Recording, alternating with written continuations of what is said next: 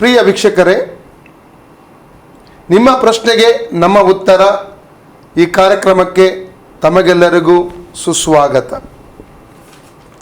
ಅನೇಕರು ನಮ್ಮೊಂದಿಗೆ ಮಾತನಾಡಿ ಈ ರೀತಿಯಲ್ಲಿ ತಮ್ಮ ಕೆಲವು ಸಮಸ್ಯೆಗಳನ್ನು ನಮ್ಮೊಟ್ಟಿಗೆ ಹಂಚಿಕೊಂಡ್ರು. ಪಾಸ್ಟ್ರೆ, ಅನೇಕರಿಗೆ ಇವತ್ತು ಸತ್ಯವೇದದಲ್ಲಿ ಕೆಲವು ಗೊಂದಲಗಳಿವೆ, ಕೆಲವರಿಗೆ ಅನೇಕ ಪ್ರಶ್ನೆಗಳಿವೆ. ಯಾರ ಬಳಿ ಕೇಳುವುದು, ಹೇಗೆ ಅದನ್ನು ಬಗೆಹರಿಸಿಕೊಳ್ಳುವುದು ಎಂಬುದಾಗಿ ನಮಗೆ ಗೊತ್ತಾಗ್ತಾ ಇಲ್ಲ. ಇದರ ಬಗ್ಗೆ ತಾವೊಂದು ಪ್ರೋಗ್ರಾಮನ್ನೇ ನಡೆಸಿದರೆ ಒಳ್ಳೆಯದಾಗಿತ್ತಲ್ಲ ಎಂಬುದಾಗಿ ನಮ್ಮ ಬಳಿ ಅವರು ಹಂಚಿಕೊಂಡ್ರು. ನಮಗೂ ಕೂಡ ನಿಜವಾಗಲೂ ಅದು ಸಂತೋಷವಾಯಿತು. ಈ ಒಂದು ಕಾರ್ಯಕ್ರಮ ನಾವು ಮಾಡಿಕೊಂಡ್ರೆ ಇದರ ಮೂಲಕ ಅನೇಕರು ಪ್ರಯೋಜನ ಮತ್ತು ಆಶೀರ್ವಾದವನ್ನು ಹೊಂದಿಕೊಳ್ಳಬಹುದಲ್ಲ ಎಂಬಂಥ ಒಂದು ವಿಷಯ ನಮಗೆ ಕೂಡ ಅರ್ಥವಾಯಿತು. ಅದಕ್ಕಾಗಿ ಸತ್ಯವೇದ ಆಧಾರಿತವಾದ ಈ ಒಂದು ನಿಮ್ಮ ಪ್ರಶ್ನೆಗೆ ನಮ್ಮ ಉತ್ತರ ಎಂಬ ಈ ಕಾರ್ಯಕ್ರಮವನ್ನು ತಮ್ಮ ಮುಂದೆ ನಾವು ತೆಗೆದುಕೊಂಡು ಬಂದಿದ್ದೇವೆ. ಇವತ್ತು ನಮ್ಮ ಮಧ್ಯದಲ್ಲಿ ಅತಿಥಿಯಾಗಿ ಪಾಸ್ಟರ್ ಅಬ್ರಾಮ್ ರವರು ಬಂದಿದ್ದಾರೆ. ಅವರಿಗೆ ಈ ಒಂದು ಕಾರ್ಯಕ್ರಮಕ್ಕೆ ನಾವು ಸ್ವಾಗತವನ್ನು ಬಯಸುತ್ತೇವೆ. ಪ್ರಿಯ ವೀಕ್ಷಕರೇ, ಈ ಕಾರ್ಯಕ್ರಮದಲ್ಲಿ ನಿಮಗೆ ಯಾವುದೇ ವಿಧವಾದಂಥ ಪ್ರಶ್ನೆಗಳಿದ್ದಲ್ಲಿ ನಮ್ಮ ಮೊಬೈಲ್ ಸಂಖ್ಯೆಗೆ ತಾವು ಫೋನ್ ಕರೆ ಮಾಡಬಹುದು. ಅಥವಾ ಅದೇ ಮೊಬೈಲ್ ಸಂಖ್ಯೆಯ ವಾಟ್ಸಪ್ಗೆ ನೀವು ಟೈಪ್ ಮಾಡಿ ಕಳಿಸಬಹುದು. ಅಥವಾ ಫೋನ್ ಕರೆ ಮಾಡಿ ಕೂಡ ನಿಮ್ಮ ಪ್ರಶ್ನೆಗಳನ್ನು ನಮಗೆ ಕಳಿಸಬಹುದು. ಅಥವಾ ನಮ್ಮ ಆಸರೆ ಟಿವಿ ವಿಳಾಸಕ್ಕೆ ಪತ್ರ ಬರೆದು ನಿಮ್ಮ ಪ್ರಶ್ನೆಗಳನ್ನು ನಮಗೆ ಕಳಿಸಿಕೊಡಬಹುದು.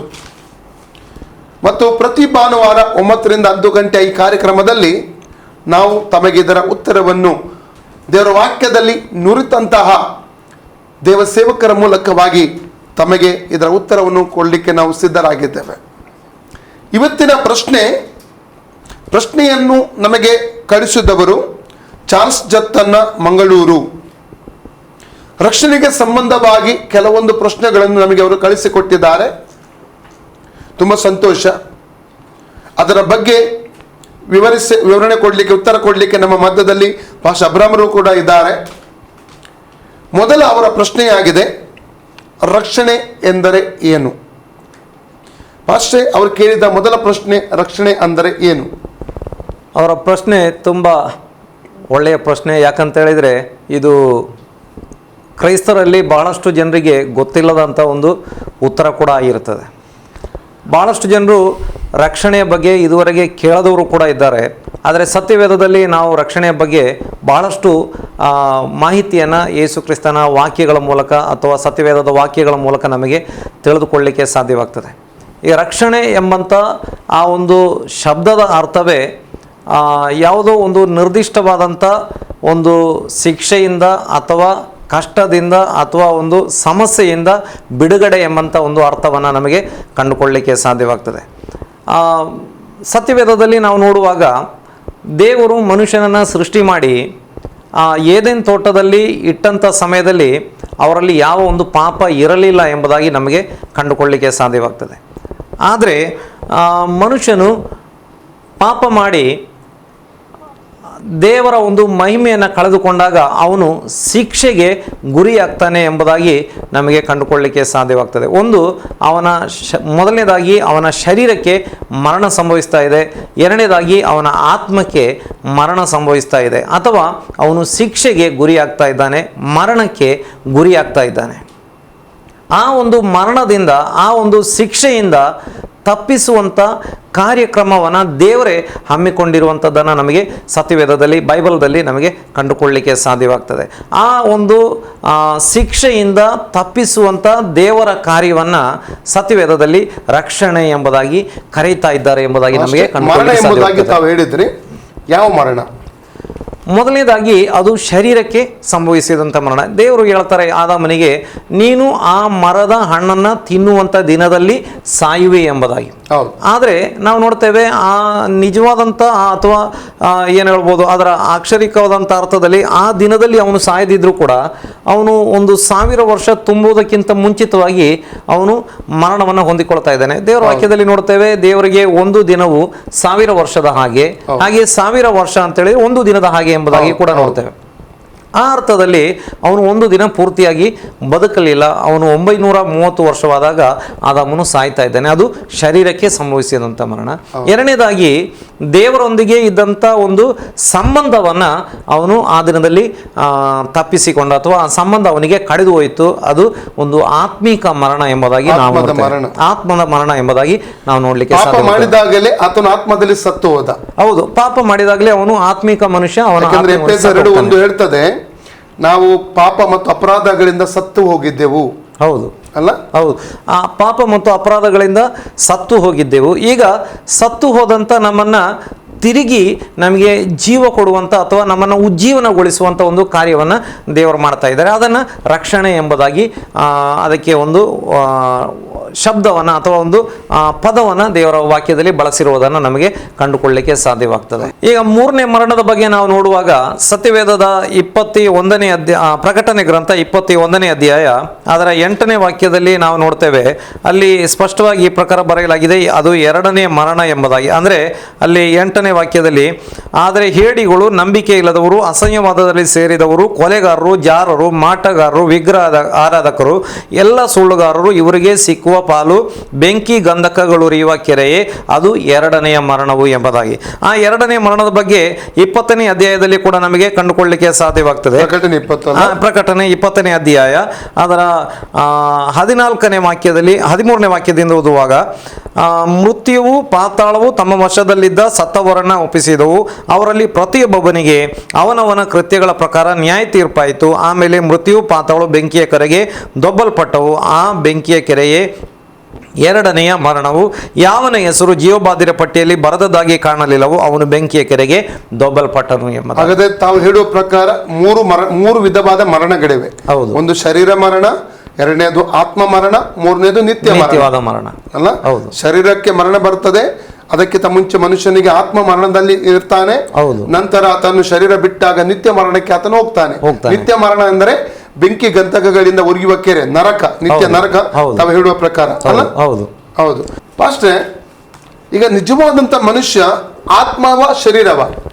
ನಿಜವಾದ ಮನುಷ್ಯನ ಬಗ್ಗೆ ಹೇಳಬೇಕು ಅಂತ ಹೇಳಿದರೆ, ನಾವು ಮನುಷ್ಯನ ವ್ಯಕ್ತಿತ್ವ ಅಥವಾ ಆತ್ಮವನ್ನೇ ನಿಜವಾದ ಮನುಷ್ಯ ಎಂಬುದಾಗಿ ನಮಗೆ ಕರೀಲಿಕ್ಕೆ ಸಾಧ್ಯವಾಗ್ತದೆ. ಯಾಕಂತ ಹೇಳಿದರೆ ಆತ್ಮ ಉಳಿಯುವಂಥ ನಮ್ಮ ಈ ಶರೀರ ಇದು ಇದನ್ನು ಗುಡಾರ ಎಂಬುದಾಗಿ, 2:5 ಪೌಲನು ಹೇಳ್ತಾನೆ. ಹೌದು, ಇದು ಗುಡಾರ ಎಂಬುದಾಗಿ ಅಥವಾ ನಿಜವಾದ ಮನುಷ್ಯನಾಗಿರುವಂಥ ಆತ್ಮ ಉಳಿಯುವಂಥ ಒಂದು ಗುಡಾರ ಎಂಬುದಾಗಿ ಬೈಬಲ್ದಲ್ಲಿ ಇದನ್ನ ವಿವರಿಸಿರುವಂಥದ್ದನ್ನು ನಮಗೆ ಕಾಣಬಹುದಾಗಿದೆ. ಅದಕ್ಕೆ ಪೇತ್ರ ಕೂಡ ಹೇಳ್ತಾನೆ, ಈ ಗುಡಾರ ಕಳಚಿ ಹೋಗುವಂಥ ಸಮಯ ಬಂದಿದೆ ಅಥವಾ ನಾನು ಸಾಯುವಂಥ ಸಮಯ ಹತ್ತಿರವಾಗಿದೆ ಎಂಬುದಾಗಿ ಅವನು ಅದನ್ನ ಮಾರ್ಮಿಕವಾಗಿ ಹೇಳ್ತಾ ಇರುವಂಥದ್ದನ್ನು ನಮಗೆ ಕಂಡುಕೊಳ್ಳಬಹುದು. ಇವನ್ ಯೋಬ 4:19 ಯೋಬನು ಹೇಳ್ತಾನೆ, ಮಣ್ಣಿನ ಗುಡಾರದಲ್ಲಿ ನಾವು ವಾಸ ಮಾಡ್ತಾ ಇದ್ದೇವೆ. ಹೌದು, ಖಂಡಿತವಾಗಿ ಹೌದಲ್ಲ? ಆದ ಕಾರಣ ಆತ್ಮವೇ ನಿಜವಾದ ಮನುಷ್ಯ ಅಂತ ನಾವು ಆತ್ಮವೇ ನಿಜವಾದಂತ ಮನುಷ್ಯ, ಆತ್ಮವೇ ಸರಿಯಾದಂತ ಅಂದ್ರೆ ನಿತ್ಯತ್ವವನ್ನು ಎಲ್ಲಿ ನೇಮಕ ಮಾಡಿ ಅಲ್ಲಿ ಕಡಿಯಬೇಕು. ಹೌದು, ರಕ್ಷಣೆಗೆ ನಾವು ಅದರ ಪೂರ್ತಿಯಾದಂಥ ಅರ್ಥವನ್ನು ಮತ್ತು ಕೂಡ ನಮಗೆ ಸತ್ಯವೇದದಿಂದ ಕಂಡುಕೊಳ್ಳಲಿಕ್ಕೆ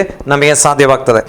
ರೋಮಾಪುರದವರಿಗೆ ಬರೆದ ಪತ್ರಿಕೆ ಅದರ 8ನೇ ಅಧ್ಯಾಯದಲ್ಲಿ 1 ಮತ್ತು 2ನೇ ವಾಕ್ಯದಲ್ಲಿ, ಆದುದರಿಂದ ಕ್ರಿಸ್ತ ಯೇಸುವಿನಲ್ಲಿ ಇರುವವರಿಗೆ ಅಪರಾಧ ನಿರ್ಣಯವು ಈಗ ಇಲ್ಲವೇ ಇಲ್ಲ. ಅಪರಾಧ ನಿರ್ಣಯ ಅಥವಾ ಕ್ರಿಸ್ತ ಯೇಸುವಿನಲ್ಲಿ ನಾವು ಬರುವುದಕ್ಕಿಂತ ಮುಂಚೆ ನಾವು ಶಿಕ್ಷೆಗೆ ಗುರಿಯಾಗಿದ್ದೆವು. ಈಗ ಯಾವಾಗ ನಾವು ಕ್ರಿಸ್ತ ಯೇಸುವನ್ನು ನಮ್ಮ ರಕ್ಷಕನಾಗಿ ನಮ್ಮ ಕರ್ತನಾಗಿ ನಾವು ಅಂಗೀಕರಿಸಿದ್ದೇವೆ, ಆಗ ನಮ್ಮ ಮೇಲೆ ಇದ್ದಂಥ ಅಪರಾಧ ನಿರ್ಣಯ ಹೋಯಿತು ಅಥವಾ ಯೇಸು ಕ್ರಿಸ್ತನಿಂದ ನಾವು ತೊಳೆಯಲ್ಪಟ್ಟು ಈಗ ಆ ಶಿಕ್ಷಾ ವಿಧಿಯಿಂದ ನ್ಯಾಯ ತೀರ್ಪಿನಿಂದ ತಪ್ಪಿಸಿಕೊಂಡಿದ್ದೇವೆ. ಅದನ್ನು ರಕ್ಷಣೆ ಎಂಬುದಾಗಿ ಸತ್ಯವೇದದಲ್ಲಿ ಕರೆಯುವಂಥದ್ದನ್ನು ನಮಗೆ ಕಂಡುಕೊಳ್ಳಬಹುದು. ಹೌದು. ಅವ್ರದ್ದು ಎರಡನೇ ಪ್ರಶ್ನೆ ಇದೆ ಪಾಸ್ಟರ್, ರಕ್ಷಣೆ ನಮಗೆ ಹೇಗೆ ಸಿಗುತ್ತದೆ? ರಕ್ಷಣೆ ನಮಗೆ ದೇವರ ವಾಕ್ಯದಲ್ಲಿ ರೋಮ ಪತ್ರಿಕೆಯಲ್ಲಿ ನಮಗೆ ಕಂಡುಕೊಳ್ಳಲಿಕ್ಕೆ ಸಾಧ್ಯವಾಗ್ತದೆ. 10ನೇ ಅಧ್ಯಾಯ 9 ಮತ್ತು 10ನೇ ವಾಕ್ಯದಲ್ಲಿ, ಅದೇನೆಂದರೆ, ನೀನು ಯೇಸುವನ್ನೇ ಕರ್ತನೆಂದು ಬಾಯಿಯಿಂದ ಅರಿಕೆ ಮಾಡಿಕೊಂಡು ದೇವರು ಆತನನ್ನು ಸತ್ತವರೊಳಗಿಂದ ಎಬ್ಬಿಸಿದನೆಂದು ಹೃದಯದಿಂದ ನಂಬಿದರೆ ನಿನಗೆ ರಕ್ಷಣೆಯಾಗುವುದು ಎಂಬುದೇ. ಹೃದಯದಿಂದ ನಂಬುವುದರ ಮೂಲಕ ನೀತಿಯು ದೊರಕುತ್ತದೆ, ಬಾಯಿಯಿಂದ ಅರಿಕೆ ಮಾಡುವುದರ ಮೂಲಕ ರಕ್ಷಣೆಯಾಗುತ್ತದೆ. ನಮಗೆ ರಕ್ಷಣೆ ಸಿಗಬೇಕು ಅಂತ ಹೇಳಿದರೆ ಯೇಸು ಕ್ರಿಸ್ತನನ್ನು ನಮ್ಮ ರಕ್ಷಕನು ಎಂಬುದಾಗಿ ನಮ್ಮ ಕರ್ತನು ಎಂಬುದಾಗಿ ನಾವು ಹೃದಯಪೂರ್ವಕವಾಗಿ ನಂಬಬೇಕು ಎಂಬುದಾಗಿ ನಾವು ನೋಡ್ತೇವೆ. ಮತ್ತು ಒಂದು ಸಲ ಕಂಚುಕಿ ಇಥಿಯೋಪಿಯಾದ ಕಂಚುಕಿ ಫಿಲಿಪ್ಪನಿಗೆ ಕೇಳ್ತಾನೆ, ನಾನು ಏನು ಮಾಡಬೇಕು, ಅಥವಾ ಇಲ್ಲಿ ನೀರಿದೆಯಲ್ಲ, ನನಗೆ ದೀಕ್ಷಾಸ್ನಾನ ಮಾಡಿಸ್ಕೊಳ್ಳಿಕ್ಕೆ ಆಗ್ತದ, ನೀನು ಪೂರ್ಣ ಮನಸ್ಸಿನಿಂದ ನಂಬುವುದಾದರೆ ಎಂಬುದಾಗಿ ಅಲ್ಲಿ ಸತ್ಯವೇದದಲ್ಲಿ ನಮಗೆ ಫುಟ್ ನೋಟ್ಸ್ ಅಲ್ಲಿ ಅದನ್ನು ಅಲ್ಲಿ ಫುಟ್ ನೋಟ್ಸ್ ಅಲ್ಲಿ ಬರೆದಿದ್ದನ್ನು ನೋಡ್ಲಿಕ್ಕೆ ಆಗ್ತದೆ. ನೀನು ಪೂರ್ಣ ಮನಸ್ಸಿನಿಂದ ಯೇಸು ಕ್ರಿಸ್ತನನ್ನು ದೇವಕುಮಾರನೆಂದು ನಂಬುವುದಾದರೆ ಸಾಧ್ಯವಾಗ್ತದೆ ಎಂಬುದಾಗಿ. ಅಂದರೆ ರಕ್ಷಣೆ ಸಿಗಬೇಕು ಅಂತ ಹೇಳಿದರೆ ಯೇಸು ಕ್ರಿಸ್ತನನ್ನು ಪೂರ್ಣ ಮನಸ್ಸಿನಿಂದ ನಂಬಬೇಕು. ಏನಂತ ನಂಬಬೇಕು? ಆತನು ನನ್ನ ರಕ್ಷಕನು ಎಂಬುದಾಗಿ, ನನಗೋಸ್ಕರ ಶಿಲುಬೆ ಮೇಲೆ ಸತ್ತು ನನಗೋಸ್ಕರ ಸಮಾಧಿಯಾಗಿ 3ನೇ ದಿನದಲ್ಲಿ ಯೇಸು ಕ್ರಿಸ್ತನು ಬದುಕಿ ಎದ್ದು ಬಂದಿದ್ದಾನೆ ಎಂಬುದಾಗಿ ಹೃದಯದಿಂದ ನಂಬಬೇಕು. ಅದನ್ನು ಬಾಯಿಯಿಂದ ಅರಿಕೆ ಮಾಡಬೇಕು. ಬರೀ ಹೃದಯದಲ್ಲಿ ನಂಬಿದರೆ ಮಾತ್ರ ಸಾಧ್ಯವಾಗಲ್ಲ. ಇವತ್ತು ಭಾಳ ಜನ ಹೃದಯದಲ್ಲಿ ನಂಬಲಿಕ್ಕೆ ಸಿದ್ಧರಿದ್ದಾರೆ, ಬಾಯಿಂದ ಅರಿಕೆ ಮಾಡಲ್ಲ. ಇನ್ನು ಕೆಲವೊಬ್ಬರು ಬಾಯಿಯಿಂದ ಅರಿಕೆ ಮಾಡ್ತಾರೆ, ಹೃದಯದಲ್ಲಿ ನಂಬಿಕೆ ಇರಲ್ಲ. ಹೃದಯದಲ್ಲಿ ನಂಬಿ ಬಾಯಿಯಿಂದ ಯೇಸು ಕ್ರಿಸ್ತನನ್ನ ಸ್ವಂತ ರಕ್ಷಕನು ಅಥವಾ ನನಗೋಸ್ಕರ ಶಿಲುಬೆ ಮೇಲೆ ಸತ್ತು 3ನೇ ದಿನ ಬದುಕಿ ಎದ್ದು ಬಂದಿದ್ದಾರೆ ಅಂತ ನಂಬಿದರೆ ರಕ್ಷಣೆ ನಮಗೆ ಸಿಗ್ತದೆ. ಈಗ ಕೆಲವರು ಕ್ರೈಸ್ತ ಕುಟುಂಬದಲ್ಲಿ ಹುಟ್ಟಿ ಬೆಳೀತಾರೆ. ಹೌದು. ಈಗ ಅವರು ರಕ್ಷಣೆ ಹೊಂದಿರ್ತಾರೆ. ಕ್ರೈಸ್ತ ಕುಟುಂಬದಲ್ಲಿ ಹುಟ್ಟಿದ ಮಾತ್ರಕ್ಕೆ ಒಬ್ಬ ವ್ಯಕ್ತಿ ರಕ್ಷಣೆ ಹೊಂದಲ್ಲ. ಯೇಸು ಸ್ವಾಮಿಗೆ ನಿಕೋದೇಮ ಎಂಬಂಥ ಒಬ್ಬ ವ್ಯಕ್ತಿ ಬಂದು ರಾತ್ರಿ ವೇಳೆಯಲ್ಲಿ ಬಂದು ಯೇಸು ಸ್ವಾಮಿಗೆ ಕೆಲವು ಹೊಗಳಿಕೆ ಮಾತುಗಳನ್ನು ಹೇಳ್ತಾರೆ. ಯೇಸು ಸ್ವಾಮಿ ಅವನಿಗೆ ಹೇಳ್ತಾರೆ, 3ನೇ ಅಧ್ಯಾಯ ಯೋಹಾನ ಸುವಾರ್ತೆ 3ನೇ ವಾಕ್ಯ ಮತ್ತು 3ನೇ ಅಧ್ಯಾಯ 5ನೇ ವಾಕ್ಯದಲ್ಲಿ ಹೇಳ್ತಾರೆ, ಒಬ್ಬನು ಹೊಸದಾಗಿ ಹುಟ್ಟದಿದ್ದರೆ ಅವನು ದೇವರ ರಾಜ್ಯವನ್ನು ಕಾಣಲಾರನು ಎಂಬುದಾಗಿ. ಒಂದು ಕ್ರೈಸ್ತ ಕುಟುಂಬದಲ್ಲಿ ಹುಟ್ಟಿ ಒಂದು ಒಳ್ಳೆಯ ಕ್ರೈಸ್ತ ಹೆಸರನ್ನು ಪಡೆದುಕೊಂಡು, ಒಂದು ಒಳ್ಳೆಯ ಕ್ರೈಸ್ತ ಕುಟುಂಬದ ಅಡ್ಡ ಹೆಸರನ್ನು ಪಡೆದುಕೊಂಡು ಕ್ರೈಸ್ತ ಸಭೆಗಳಿಗೆ ಹೋಗ್ತಾ ಇದ್ದ ಮಾತ್ರಕ್ಕೆ ಅವನು ರಕ್ಷಣೆ ಹೊಂದುವುದಿಲ್ಲ. ಅವನು ಯೇಸು ಕ್ರಿಸ್ತನನ್ನು ಹೃದಯಕ್ಕೆ ಆಮಂತ್ರಿಸಿ ಅವನು ಬಾಯಿಂದ ಅರಿಕೆ ಮಾಡಿದಾಗ ಅವನು ಹೊಸದಾಗಿ ಹುಟ್ಟಿದಂಥ ಒಂದು ಅನುಭವ ಅವನಿಗೆ ಸಿಗ್ತದೆ. ಈ ರೀತಿಯಾಗಿ ಯಾವತ್ತು ಅವನು ಯೇಸು ಕ್ರಿಸ್ತನ ಮುಂದೆ ಪಾಪಗಳಿಗೋಸ್ಕರ ಪಶ್ಚಾತ್ತಾಪ ಪಟ್ಟು ಯೇಸು ಕ್ರಿಸ್ತನನ್ನು ಹೃದಯಕ್ಕೆ ಆಮಂತ್ರಿಸ್ತಾನೆ, ಬಾಯಿಂದ ಯೇಸು ಕ್ರಿಸ್ತನನ್ನು ಅರಿಕೆ ಮಾಡ್ತಾನೆ, ಆವತ್ತು ಅವನು ರಕ್ಷಣೆ ಹೊಂದುತ್ತಾನೆ. ಹೊರತು ಕ್ರೈಸ್ತ ಕುಟುಂಬದಲ್ಲಿ ಹುಟ್ಟಿದ ಮಾತ್ರಕ್ಕೆ ರಕ್ಷಣೆ ಹೊಂದಲ್ಲ. ಈಗ ಒಬ್ಬ ವ್ಯಕ್ತಿ ಪೂರ್ಣ ಸ್ವಾರ್ಥ ಸಭೆಗೇನೆ ಆರಾಧನೆಗೆ ಆತನು ಹೋಗ್ತಾ ಇರುವುದರಿಂದ ಅಥವಾ ಮನೆಯಲ್ಲಿ ಪ್ರತಿದಿನ ಪ್ರಾರ್ಥನೆ ಮಾಡುತ್ತಾ ಸತ್ಯವೇದ ಓದುವುದರಿಂದ ರಕ್ಷಣೆ ಹೊಂದಲಿಕ್ಕೆ ಸಾಧ್ಯ ಇದೆಯಾ? ಒಂದು ಪೂರ್ಣ ಸುವಾರ್ತೆಯನ್ನು ನಂಬಿದಂಥ ಪೂರ್ಣ ಸುವಾರ್ತೆಯ ಸಭೆಗೆ ಹೋಗ್ತಾ ಇರೋದರಿಂದ ಮಾತ್ರವೇ ರಕ್ಷಣೆ ಹೊಂದಲ್ಲ. ಅಷ್ಟೇ ಅಲ್ಲ, ಪ್ರಾರ್ಥನೆ ಮಾಡುವುದರಿಂದನೂ ಸತ್ಯವೇದ ಓದುವುದರಿಂದನೂ ಮಾತ್ರ ರಕ್ಷಣೆ ಹೊಂದಲ್ಲ. ರಕ್ಷಣೆ ಎಂಬಂಥದ್ದು ಯೇಸು ಕ್ರಿಸ್ತನೊಂದಿಗೆ ಇರುವಂಥ ಒಂದು ವೈಯಕ್ತಿಕ ಸಂಬಂಧದ ಮೇಲೆ ನೆಲೆಗೊಂಡಿರುವಂಥ ವಿಷಯವಾಗಿರುತ್ತದೆ. ಅಂದರೆ ರಕ್ಷಣೆ ಹೊಂದಬೇಕಾದರೆ ಸತ್ಯವೇದ ಓದಿದ ಮಾತ್ರಕ್ಕೆ ಅಥವಾ ಸತ್ಯವೇದವನ್ನು ನಂಬುವಂಥ ಸಭೆಗಳಿಗೆ ಆರಾಧನೆಗೆ ಹೋದ ಮಾತ್ರಕ್ಕೆ ರಕ್ಷಣೆ ಸಿಗಲ್ಲ. ಯೇಸು ಕ್ರಿಸ್ತನನ್ನು ನಾವು ಸತ್ಯವೇದ ನಂಬಿದ ಸಭೆಗಳಿಗೆ ಹೋಗ್ತಾ ಇದ್ದರೂ ಅಥವಾ ಇದುವರೆಗೆ ಹೋಗದಿದ್ದರೂ ಕೂಡ, ನಾವು ಇನ್ನೂ ಬೇರೆ ಎಲ್ಲಾದರೂ ಇದ್ದರೂ ಕೂಡ ನಾವು ಯೇಸು ಕ್ರಿಸ್ತನನ್ನು ಯಾವಾಗ ನಮ್ಮ ಪಾಪಗಳಿಗೋಸ್ಕರ ಪಶ್ಚಾತ್ತಾಪ ಪಟ್ಟು ನಾವು ನಂಬ್ತೇವೆ, ಸ್ವೀಕಾರ ಮಾಡ್ತೇವೆ, ಆವಾಗ ನಾವು ರಕ್ಷಣೆ ಹೊಂದ್ತೇವೆ. ಅದನ್ನು ಬಿಟ್ಟು ಸಭೆಗಳಿಗೆ ಹೋದ ಮಾತ್ರಕ್ಕೆ ರಕ್ಷಣೆ ಹೊಂದಲ್ಲ. ಅದು ಒಂದು ಪಂಗಡದಿಂದ ಇನ್ನೊಂದು ಪಂಗಡಕ್ಕೆ ಹೋದದ್ದಕ್ಕೆ ಸಮವಾಗ್ತದೆ ಹೊರತು ಅದು ಮಾನಸಾಂತರ ಅಂತ ಕರೀಲಿಕ್ಕೆ ಸಾಧ್ಯವಾಗಲ್ಲ. ಮಾನಸಾಂತರ ಹೊಂದಿದ ವ್ಯಕ್ತಿ ಪಾಪಗಳಿಗೋಸ್ಕರ ಪಶ್ಚಾತ್ತಾಪ ಪಡ್ತಾನೆ. ಆ ಪಾಪಗಳಿಗೋಸ್ಕರ ಹಳೆಯ ಜೀವಿತದಲ್ಲಿ ಮಾಡಿದ ಪಾಪಗಳಿಗೋಸ್ಕರ ಅವನಿಗೆ ನಿಜವಾಗಿ ಒಂದು ಲಜ್ಜೆ ಉಂಟಾಗ್ತದೆ. ಇನ್ನು ಪಾಪವನ್ನು ಹಾಗೆ ಮಾಡ್ತಾನೆ. ಅವನು ಈಗ ಯೇಸು ಕ್ರಿಸ್ತನಿಗೋಸ್ಕರ ಜೀವನ ಮಾಡಲಿಕ್ಕೆ ತನ್ನ ಜೀವನವನ್ನು ಸಮರ್ಪಣೆ ಮಾಡಿರ್ತಾನೆ. ಅವನು ರಕ್ಷಣೆ ಹೊಂದಿರ್ತಾನೆ. ಆದರೆ ಸಭೆಗಳಿಗೆ ಹೋಗುವಂಥ ಕೆಲವೊಬ್ಬರು ರಕ್ಷಣೆ ಹೊಂದದವರನ್ನು ಕೂಡ ನಾವು ಕಂಡುಕೊಳ್ಳಲಿಕ್ಕೆ ಸಾಧ್ಯವಾಗ್ತದೆ. ಹಾಗಾದರೆ ಪೂರ್ಣ ಸುವಾರ್ಥ ಸಭೆಗೆ ಒಬ್ಬ ವ್ಯಕ್ತಿ ಹೋಗುವುದರಿಂದ ರಕ್ಷಣೆ ಹೊಂದಲಿಕ್ಕೆ ಆಗಲ್ಲ. ರಕ್ಷಣೆ ಹೊಂದಿದ್ದವನು ಪೂರ್ಣ ಸಭೆಗೆ ಸುವಾರ್ತೆಗೆ ಖಂಡಿತವಾಗಿ ಹೋಗ್ಲೇಬೇಕಾಗ್ತದೆ. ಹೌದು. ಅಂದ್ರೆ ನೀವು ಹೇಳುವುದರ ಅರ್ಥ, ರಕ್ಷಣೆ ಹೊಂದಿದ್ದ ವ್ಯಕ್ತಿ ಪೂರ್ಣ ಸುವಾರ್ಥ ಸಭೆಗೆ ಹೋಗ್ತಾನೆ ವಿನಃ ಪೂರ್ಣ ಸುವಾರ್ಥ ಸಭೆಗೆ ಹೋಗುವುದರಿಂದ ರಕ್ಷಣೆ ಸಿಗಲ್ಲ. ಇಲ್ಲ, ಪೂರ್ಣ ಸುವಾರ್ತೆಯನ್ನ ನಂಬಿದಂತ ಸಭೆಗಳಿಗೆ ಹೋದ ಮಾತ್ರಕ್ಕೆ ರಕ್ಷಣೆ ಸಿಗಲ್ಲ. ಆದ್ರೆ ರಕ್ಷಣೆ ಹೊಂದಿದಂತವನು ಪೂರ್ಣ ಸುವಾರ್ತೆಯನ್ನ ನಂಬಿದ ಸಭೆಗಳಿಗೆ ಖಂಡಿತವಾಗಿ ಹೋಗುವಂತವನಾಗಿರ್ತಾನೆ. ನೀವು ಹೇಳಿದ್ರಿಂದ ನನ್ನ ಜ್ಞಾಪಕಕ್ಕೆ ಬರ್ತಾ ಉಂಟು, ಅನೇಕ ಕಡೆಗಳಲ್ಲಿ ಇವತ್ತು ನಡೆಯುವಂತ ಒಂದು ವಂಚನೆ ಏನೆಂದರೆ, ಅನೇಕರು ಹೇಳ್ತಾ ಇದ್ದಾರೆ, ಒಂದು ದೊಡ್ಡ ಮೇಘಾ ಚರ್ಚಿಗೆ ಹೋಗ್ತಾ ಇದ್ದೇನೆ, ಆ ಸಭೆಗೆ ನಾನು ಆರಾಧನೆ ಈ ಸಭೆಗೆ ಹೋಗ್ತಾ ಇದ್ದೇನೆ. ಆದರೆ ಅವರು ನಿಜವಾಗಿ ನಾನು ಹೇಳುವುದಾದ್ರೆ ವಂಚಿಸಲ್ಪಟ್ಟಿದ್ದಾರೆ. ಈಗ ನೀವು ಹೇಳುವುದರಿಂದಾಗಿ ಅರ್ಥ ಆಗ್ತಾ ಇದೆ. ಕಾರಣ ಅವರಿಗೆ ರಕ್ಷಣೆ ಕುರಿತ ಕೇಳುವಾಗ ಅವರು ಗಲಿಬಿಲಿಗೆ ಒಳಗಾಗ್ತಾರೆ, ಒಂದು ಗೊಂದಲಕ್ಕೆ ಅವ್ರಿಗೆ ಉತ್ತರ ಏನು ಕೊಡುವುದು ಅವ್ರಿಗೆ ಅರ್ಥ ಆಗ್ತಾ ಇಲ್ಲ. ಅವರು ಪುನಃ ಪುನಃ ಕೊಡುವಂಥ ಉತ್ತರ, ನಾನು ಆ ಸಭೆಗೆ ಆರಾಧನೆಗೆ ಹೋಗ್ತೇನೆ, ಆ ಸಭೆಗೆ ಆರಾಧನೆ, ಅಂದರೆ ರಕ್ಷಣೆ ಕುರಿತು ಅವರಿಗೆ ಸರಿಯಾದಂಥ ಪರಿಜ್ಞಾನವಿಲ್ಲ. ಹೌದು, ಇವತ್ತು ಮೆಗಾ ಸಭೆಗಳಲ್ಲಿ ಅಥವಾ ದೊಡ್ಡ ದೊಡ್ಡ ಸಭೆಗಳಲ್ಲಿ ಭಾಗವಹಿಸುವಂಥ ಬಹಳಷ್ಟು ಜನರಿಗೆ ವೈಯಕ್ತಿಕವಾದಂಥ ಈ ಒಂದು ಅನುಭವ ಬಂದಿರುವುದಿಲ್ಲ. ಎಲ್ಲರಿಗೆ ಅಂತಲ್ಲ, ಸುಮಾರಷ್ಟು ಜನರಿಗೆ ಈ ಒಂದು ಅನುಭವ ಬಂದಿರಲ್ಲ. ಅವರು ಹಾಡಲಿಕ್ಕೆ ಬರ್ತದೆ, ಬೇಕಾದರೆ ಸಾಕ್ಷಿ ಹೇಳಲಿಕ್ಕೂ ರೆಡಿ ಇರ್ತಾರೆ, ಇನ್ನು ಸತ್ಯವೇದ ಓದುವಂಥವರಾಗಿರ್ತಾರೆ, ಪ್ರಾರ್ಥನೆ ಕೂಡ ಮಾಡ್ತಾರೆ. ಆದರೆ ವೈಯಕ್ತಿಕವಾಗಿ ರಕ್ಷಣೆಯ ಒಂದು ಅನುಭವ ಬಹಳಷ್ಟು ಜನರಿಗೆ ಬಂದಿರಲ್ಲ. ಹಾಗಾದರೆ ಸಭಾಪಾಲಕರಿಗೆ ಒಂದು ಜವಾಬ್ದಾರಿ ಇದೆ. ಖಂಡಿತವಾಗಿ. ಯಾಕಂದರೆ ಜ್ಞಾನೋಕ್ತಿ 27-23 ಹೇಳ್ತದೆ, ಒಂದು ಸಭಾಪಾಲಕನಿಗೆ ದೇವರು ಕೊಡುವ ಒಂದು ಎಚ್ಚರಿಕೆ, ನಿನ್ನ ಹಿಂಡಿನ ಮೇಲೆ ಗಮನವಿಡುವಂತ. ಹೌದು, ಖಂಡಿತವಾಗಿ. ಹಿಂಡು ಹೇಗಿದೆ, ಆ ಸಭೆಗೆ ಬರುವಂಥವರೆಲ್ಲರೂ ರಕ್ಷಣೆ ಹೊಂದಿದ್ದಾರಾ ಅಥವಾ ರಕ್ಷಣೆ ಹೊಂದದಿದ್ರೆ ಅವ್ರು ರಕ್ಷಣೆ ಹೊಂದುವಂಥ ರೀತಿಯಲ್ಲಿ ಅವರಿಗೆ ವಾಕ್ಯವನ್ನು ಬೋಧಿಸಿ ಅವ್ರನ್ನ ರಕ್ಷಣೆ ಮಾರ್ಗಕ್ಕೆ ನಡೆಸುವಂಥದ್ದು ಸಭಾಪಾಲಕರಿಗೆ ದೇವರು ಕೊಟ್ಟಂತ ಒಂದು ಮುಖ್ಯವಾದಂಥ ಜವಾಬ್ದಾರಿ. ಖಂಡಿತವಾಗಿ. ಹೌದು. ಮತ್ತೆ ಈಗ ಪಾಸ್ಟರ್, ಈಗ ನಾವು ಹೊಂದಿದಂಥ ರಕ್ಷಣೆಯನ್ನು ಕಾಪಾಡಿಕೊಡೋದು ಹೇಗೆ? ನಾವು ರಕ್ಷಣೆ ಹೊಂದುವಂಥದ್ದು ನಿಜವಾಗಿ ಹೇಳಬೇಕು ಅಂತ ಹೇಳಿದ್ರೆ ಸತ್ಯವೇದದಲ್ಲಿ ತುಂಬ ಸುಲಭವಾದಂಥ ವಿಷಯ. ಅಂದರೆ ಯಾವಾಗ ಪಾಪಗಳಿಗೋಸ್ಕರ ಸುವಾರ್ತೆಯನ್ನು ಕೇಳಿ ಅಥವಾ ಸತ್ಯವೇದವನ್ನು ಓದಿ ಅಥವಾ ಎಲ್ಲೋ ದೇವರ ವಾಕ್ಯದ ಸಂದೇಶ ಕೊಡುವಂಥ ದೇವರ ಸೇವಕರ ಮೂಲಕವಾಗಿ ಸಂದೇಶವನ್ನು ಕೇಳಿ ಪಶ್ಚಾತ್ತಾಪಪಟ್ಟು ಯೇಸು ಕ್ರಿಸ್ತನನ್ನು ರಕ್ಷಕನಾಗಿ ನಂಬಿ ಅಂಗೀಕರಿಸುವುದರ ಮೂಲಕ ರಕ್ಷಣೆಯನ್ನು ಹೊಂದಿಕೊಳ್ಳಬಹುದು. ಆದರೆ ರಕ್ಷಣೆಯಲ್ಲಿ ಉಳಿದುಕೊಳ್ಳುವುದು ಬಹಳ ಮುಖ್ಯವಾದಂಥ ವಿಷಯ. ಆ ರಕ್ಷಣೆಯಲ್ಲಿ ಉಳಿದುಕೊಳ್ಳುವಂಥದ್ದು ಕೆಲವೊಮ್ಮೆ ಸ್ವಲ್ಪ ಕಷ್ಟದ ವಿಷಯ ಕೂಡ ಆಗಿರುತ್ತದೆ.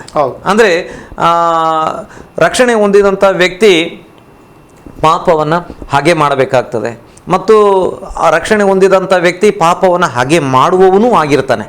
ಅವನಿಗೆ ಪಾಪವನ್ನು ಹಾಗೆ ಮಾಡುವಂಥ ಮೇಲಿಂದ ಮೇಲೆ ಅವನಿಗೆ ಹೇಳುವಂಥ ಅವಶ್ಯಕತೆ ಇರಲ್ಲ. ಯಾಕಂತ ಹೇಳಿದರೆ ರಕ್ಷಣೆ ಹೊಂದಿದಾಗ ಪವಿತ್ರಾತ್ಮನ ಸಹಾಯ ಅವನಿಗೆ ದೊರಕ್ತಾ ಇರೋದ್ರಿಂದ ಅವನು ಪಾಪವನ್ನು ದ್ವೇಷ ಮಾಡ್ತಾನೆ. ಆದರೆ ಅವನನ್ನು ರಕ್ಷಣೆಯಿಂದ ಬೀಳಿಸುವುದಕ್ಕಾಗಿ ಪಿಶಾಚಿ ಅಥವಾ ಸೈತಾನ ಬಹಳಷ್ಟು ರೀತಿಯಲ್ಲಿ ಅವನ ವಿರುದ್ಧವಾಗಿ ಹೋರಾಡ್ತಾ ಇರ್ತಾನೆ. ಶೋಧನೆಗಳ ಬೆದರಿಕೆ ಇದೆ. ಹೌದು, ಪಾಪದ ಶೋಧನೆಗಳು, ಹಿಂಸೆಗಳು, ಉಪದ್ರವಗಳು, ಬಾಧೆಗಳು, ಇವೆಲ್ಲದರ ಮಧ್ಯದಲ್ಲಿ ಆತನು ನಿಂತರೆ ನಂಬಿಕೆಗೆ ಸತ್ಯಕ್ಕಾಗಿ. ಕೆಲವೊಮ್ಮೆ ಒಬ್ಬನು ರಕ್ಷಣೆ ಹೊಂದಿ ದೇವರ ಮಕ್ಕಳ ಒಂದು ಕೂಟಕ್ಕೆ ಹೋಗ್ತಾ ಇರುವಾಗ ಅಥವಾ ಪೂರ್ಣ ಸುವಾರ್ತೆಯ ಸಭೆಗಳಿಗೆ ಹೋಗುವಾಗ ಅವನ ಕುಟುಂಬದವರಿಂದ ಹಿಂಸೆ ಬರ್ಬೋದು, ಅವನ ಗೆಳೆಯರಿಂದ ಅವನಿಗೆ ಹಿಂಸೆ, ನಿಂದೆ, ಅಪಮಾನ ಬರ್ಬೋದು.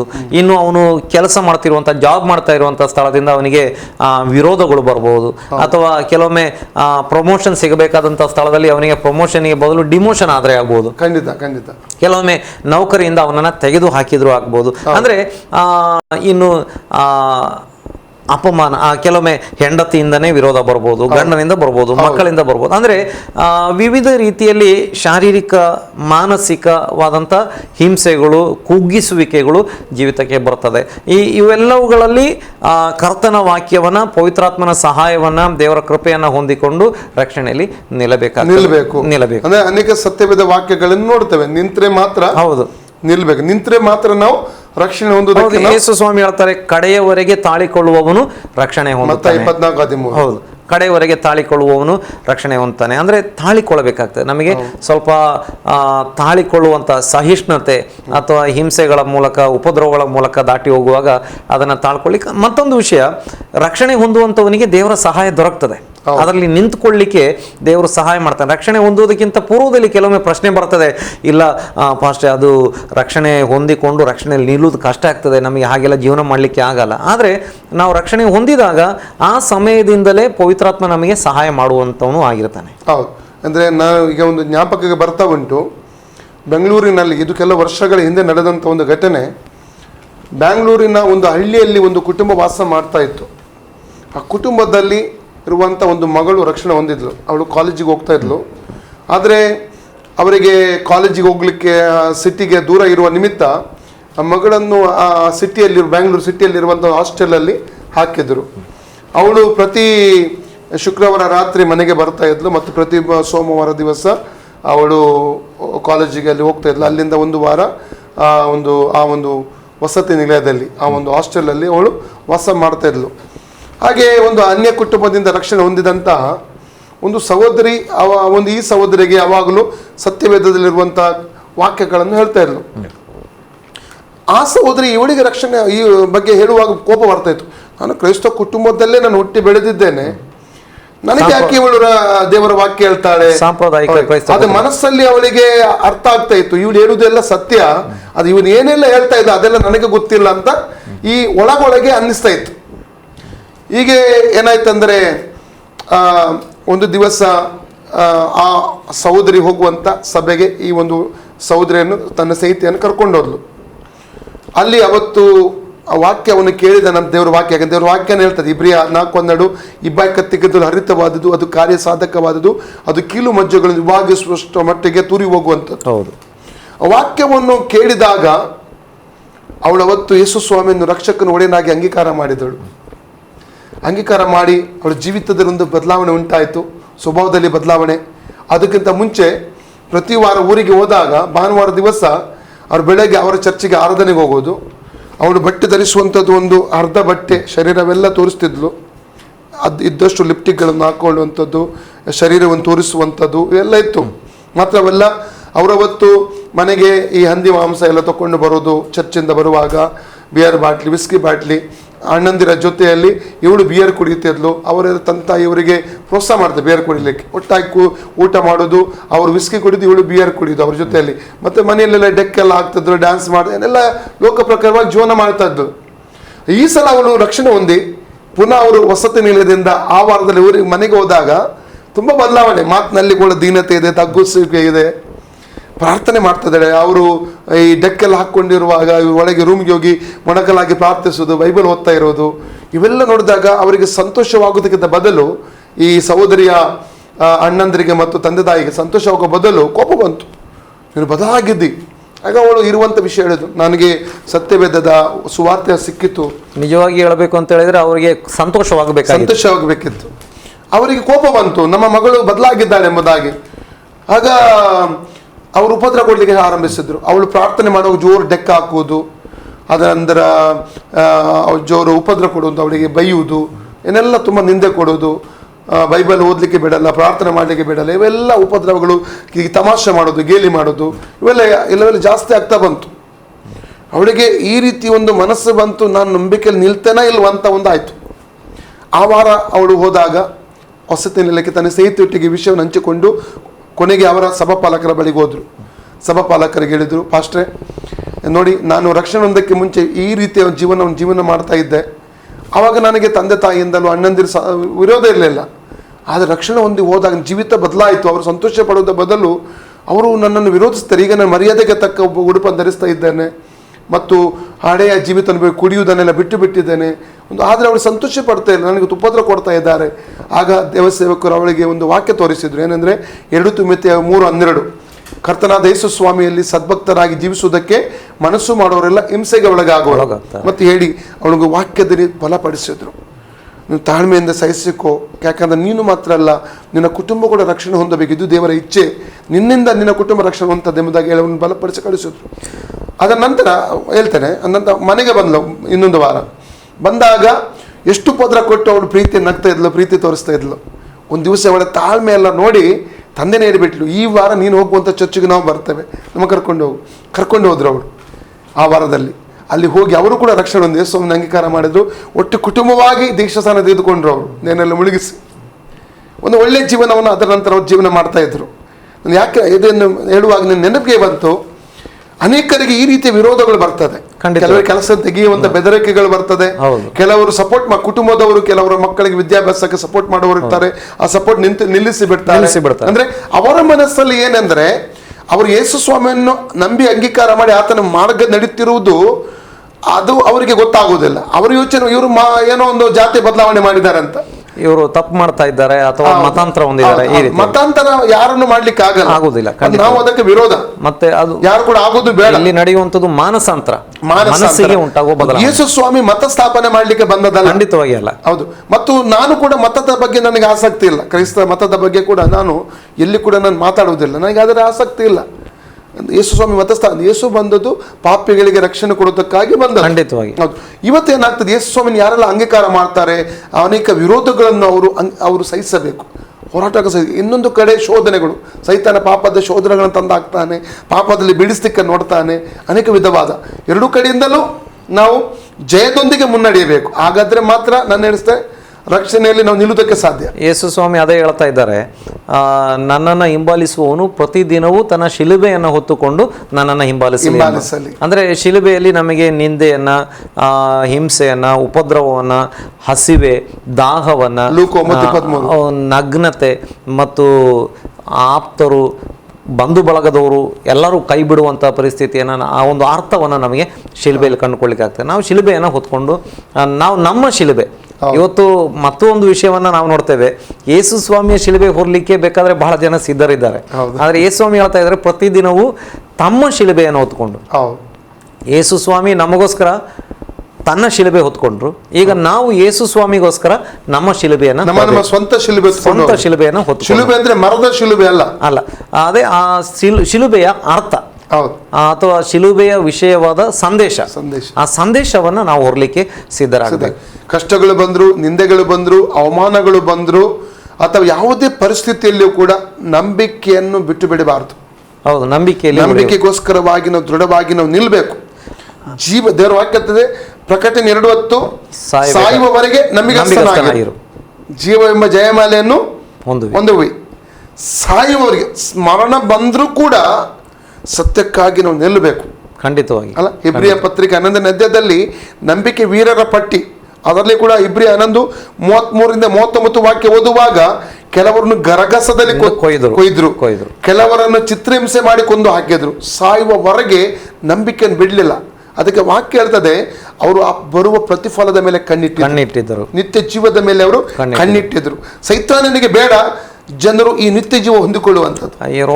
ಅವನಿರುವ ನರಕಕ್ಕೆ ಎಳೆಯುವುದಕ್ಕೆ ನೋಡ್ತಾನೆ. ರೋಮ ಪತ್ರಿಕೆಯಲ್ಲಿ ಕೂಡ ಅದಕ್ಕೆ ಬರಲಿರುವಂತ ಆ ಮಹಿಮೆ ಪದವಿಯನ್ನು ನೆನೆಸಿಕೊಳ್ಳುವಾಗ ಈಗಿನ ಕಾಲದ ಕಷ್ಟಗಳು ಬಹು ಅಲ್ಪ ಎಂದು ನಾನು 8:18 ಅಂದ್ರೆ ಈಗಿನ ಕಷ್ಟಗಳು ಮುಂದಿನ ಮಹಿಮಾ ಜೀವಿತಕ್ಕೆ ಹೋಲಿಸಿ ನೋಡುವುದಾದ್ರೆ ಈಗಿನ ಕಷ್ಟಗಳು ಏನೂ ಅಲ್ಲ, ಅಲ್ಪ. ಆದರೆ ಕಷ್ಟಗಳು ಉಂಟು. ಆದರೆ ಕಷ್ಟಗಳು ಯೇಸು ಸ್ವಾಮಿ ಹೇಳ್ತಾ ಇದ್ದಾರೆ, ಕಷ್ಟ ಉಂಟು, ಭಯಪಡಬೇಡ್ರಿ, ನಾನು ಲೋಕವನ್ನ ಜಯಿಸಿದೆ. ಕಷ್ಟಗಳು ಉಂಟು ದೇವರ ಮಕ್ಕಳಿಗೆ. ಯಾಕಂದ್ರೆ ಯೋಹಾನ 16:33 ಈ ಲೋಕದ ನಿಮಗೆ ಕಷ್ಟಗಳು ಸಂಕಟಗಳು ಉಂಟು ದೇವ ಸ್ವಾಮಿ ಹೇಳಿದ್ದಾರೆ. ಆದ್ರೆ ಕಷ್ಟಗಳು ಪರ್ಮನೆಂಟ್ ಅಲ್ಲ, ಬರ್ತದೆ ಹೋಗ್ತದೆ. ಈ ಲೋಕದಲ್ಲಿ ಪ್ರತಿಯೊಂದು ಒಂದು ಎಕ್ಸ್ಪೈರಿ ಡೇಟ್ ಅಂತ ಇದೆ. ಖಂಡಿತವಾಗಿ ಮೊಬೈಲ್ಗೆ ಎಕ್ಸ್ಪೈರಿ ಡೇಟ್ ಇದೆ, ಮೊಬೈಲ್ ಕಾರ್ಡ್ಗೆ ಎಕ್ಸ್ಪೈರಿ ಡೇಟ್ ಇದೆ, ಈಗ ನಾವು ಧರಿಸುವ ಶರ್ಟ್ ಪ್ಯಾಂಟ್ಗೆ ಎಕ್ಸ್ಪೈರಿ ಡೇಟ್ ಇದೆ, ಪೆನ್ನಿಗೆ ಎಕ್ಸ್ಪೈರಿ ಡೇಟ್ ಇದೆ, ಪ್ರತಿ ಎಲೆಕ್ಟ್ರಾನಿಕ್ ವಸ್ತುಗಳಿಗೆ ಎಕ್ಸ್ಪೈರಿ ಡೇಟ್ ಇದೆ. ಅದೇ ರೀತಿಯಲ್ಲಿ ಶೋಧನೆ ಕಷ್ಟಗಳಿಗೆ ದೇವರೊಂದು ಎಕ್ಸ್ಪೈರಿ ಡೇಟ್ ಇದೆ. ಅದು ಶಾಶ್ವತವಲ್ಲ ಕಷ್ಟಗಳು. ಯಾಕಂದ್ರೆ 1 ಪೇತ್ರ 5ನೇ ಅಧ್ಯಾಯ ನಾವೊಂದು ವಾಕ್ಯ ಓದುವ. 1 ಪೇತ್ರ 5:10 ಮತ್ತು 11 ವಾಕ್ಯ. ಕ್ರಿಸ್ತನಲ್ಲಿ ನಿಮ್ಮನ್ನು ತನ್ನ ನಿತ್ಯ ಪ್ರಭಾವಕ್ಕೆ ಕರೆದ ಕೃಪಾಪೂರ್ಣನಾದ ದೇವರು ತಾನೇ ನೀವು ಸ್ವಲ್ಪ ಕಾಲ ಬಾಧೆ ಪಟ್ಟ ಮೇಲೆ ನಿಮ್ಮನ್ನು ಯೋಗ್ಯ ಸ್ಥಿತಿಗೆ ತಂದು ನೆಲೆಗೊಳಿಸಿ ಬಲಪಡಿಸುವನು. ಆತನಿಗೆ ಅಧಿಪತ್ಯವು ಯುಗ ಯುಗಾಂತರಗಳಲ್ಲಿ ಇರಲಿ. ಸ್ವಲ್ಪ ಕಾಲ ದೇವಜ ಸತ್ಯವೇದದಲ್ಲಿ ಕೂಡ ನಾವು ನೋಡಿದ್ರು, ದಾವಿದನಿಗೆ ಕಷ್ಟ ಬಂತು, ಅಬ್ರಾಹ್ಮನಿಗೆ ಕಷ್ಟ ಬಂತು, ಯೋಸೇಫನಿಗೆ ಕಷ್ಟ ಬಂತು, ಅವೆಲ್ಲವೂ ಸ್ವಲ್ಪ ಕಾಲ. ಇವನ್ ಹೊಸ ಒಡಂಬಡಿಕೆಗೆ ನಾವು ಬಂದರೂ ಕೂಡ ದೇವಜನರಿಗೆ ಬಂದಂತ ಕಷ್ಟಗಳು ಬಾಧೆಗಳು ಸ್ವಲ್ಪ ಕಾಲ. ಆ ಸ್ವಲ್ಪ ಕಾಲದಲ್ಲಿ ನಂಬಿಗಸ್ತರಾಗಿರಬೇಕು, ನಂಬಿಕೆಗಾಗಿ ನಿಲ್ಬೇಕು. ಈಗ ನಾವು ಎಕ್ಸಾಂಪಲ್, ಈಗ ಪರೀಕ್ಷೆ ಬರೀತೇವೆ ಶಾಲೆಯಲ್ಲಿ, ಅಥವಾ ನಾವು ಹೈಸ್ಕೂಲ್ ಅಥವಾ ಕಾಲೇಜಲ್ಲಿ ಅಥವಾ ಪ್ರೊಫೆಷನಲ್ ಕೋರ್ಸ್ಗಳಿಗೆ ಪರೀಕ್ಷೆ ಬರೀತೇವೆ. 3 ಗಂಟೆ ಪರೀಕ್ಷೆ ಬರೆದ್ರೆ ಆ ಪರೀಕ್ಷೆಯಲ್ಲಿ ಫೇಲ್ ಆಗಿದ್ದಾನೋ ಪಾಸ್ ಆಗಿದ್ದಾನೋ ಅದ್ರ ಮೇಲೆ ಜೀವನವಿಡೀ ಅವನಿಗೆ ಪರೀಕ್ಷೆ ಇರಲ್ಲ. ಸ್ವಲ್ಪ ಹೊತ್ತು ಮಾತ್ರ ಪರೀಕ್ಷೆ ಇರ್ತದೆ. ಅದರಲ್ಲಿ ಪಾಸ್ ಆದಾಗ ಮುಂದಿನ ಒಂದು ತರಗತಿಗೆ ಅಥವಾ ಮುಂದಿನ ಒಂದು ಮಟ್ಟಕ್ಕೆ ಅವನು ಹೋಗ್ತಾನೆ. ಹಾಗೆ ಕ್ರೈಸ್ತ ಜೀವಿತದಲ್ಲಿ ಕೂಡ ಶೋಧನೆಗಳು ನಿರಂತರವಲ್ಲ, ಒಂದೇ ಶೋಧನೆ ನಿರಂತರವಾಗಿರಲ್ಲ. ಒಂದು ಶೋಧನೆ ನಂತರ ಮತ್ತೊಂದು, ಇನ್ನೊಂದು, ಈ ರೀತಿಯಾಗಿ ಯೇಸು ಸ್ವಾಮಿಗೆ ಪಿಶಾಚಿ ಶೋಧನೆಗೆ ಒಳಪಡಿಸಿದಾಗ, ಯೇಸು ಸ್ವಾಮಿಯನ್ನ ಶೋಧನೆಗೆ ಒಳಪಡಿಸಿದ ನಂತರ ಸ್ವಲ್ಪ ಕಾಲಕ್ಕೆ ಯೇಸು ಸ್ವಾಮಿಯನ್ನು ಅವನು ಬಿಟ್ಟು ಹೋದನು ಅಂತ ಲೂಕ 4:13 ಸ್ವಲ್ಪ ಕಾಲಕ್ಕೆ ಬಿಟ್ಟು ಹೋಗ್ತಾ ಇದ್ದಾನೆ.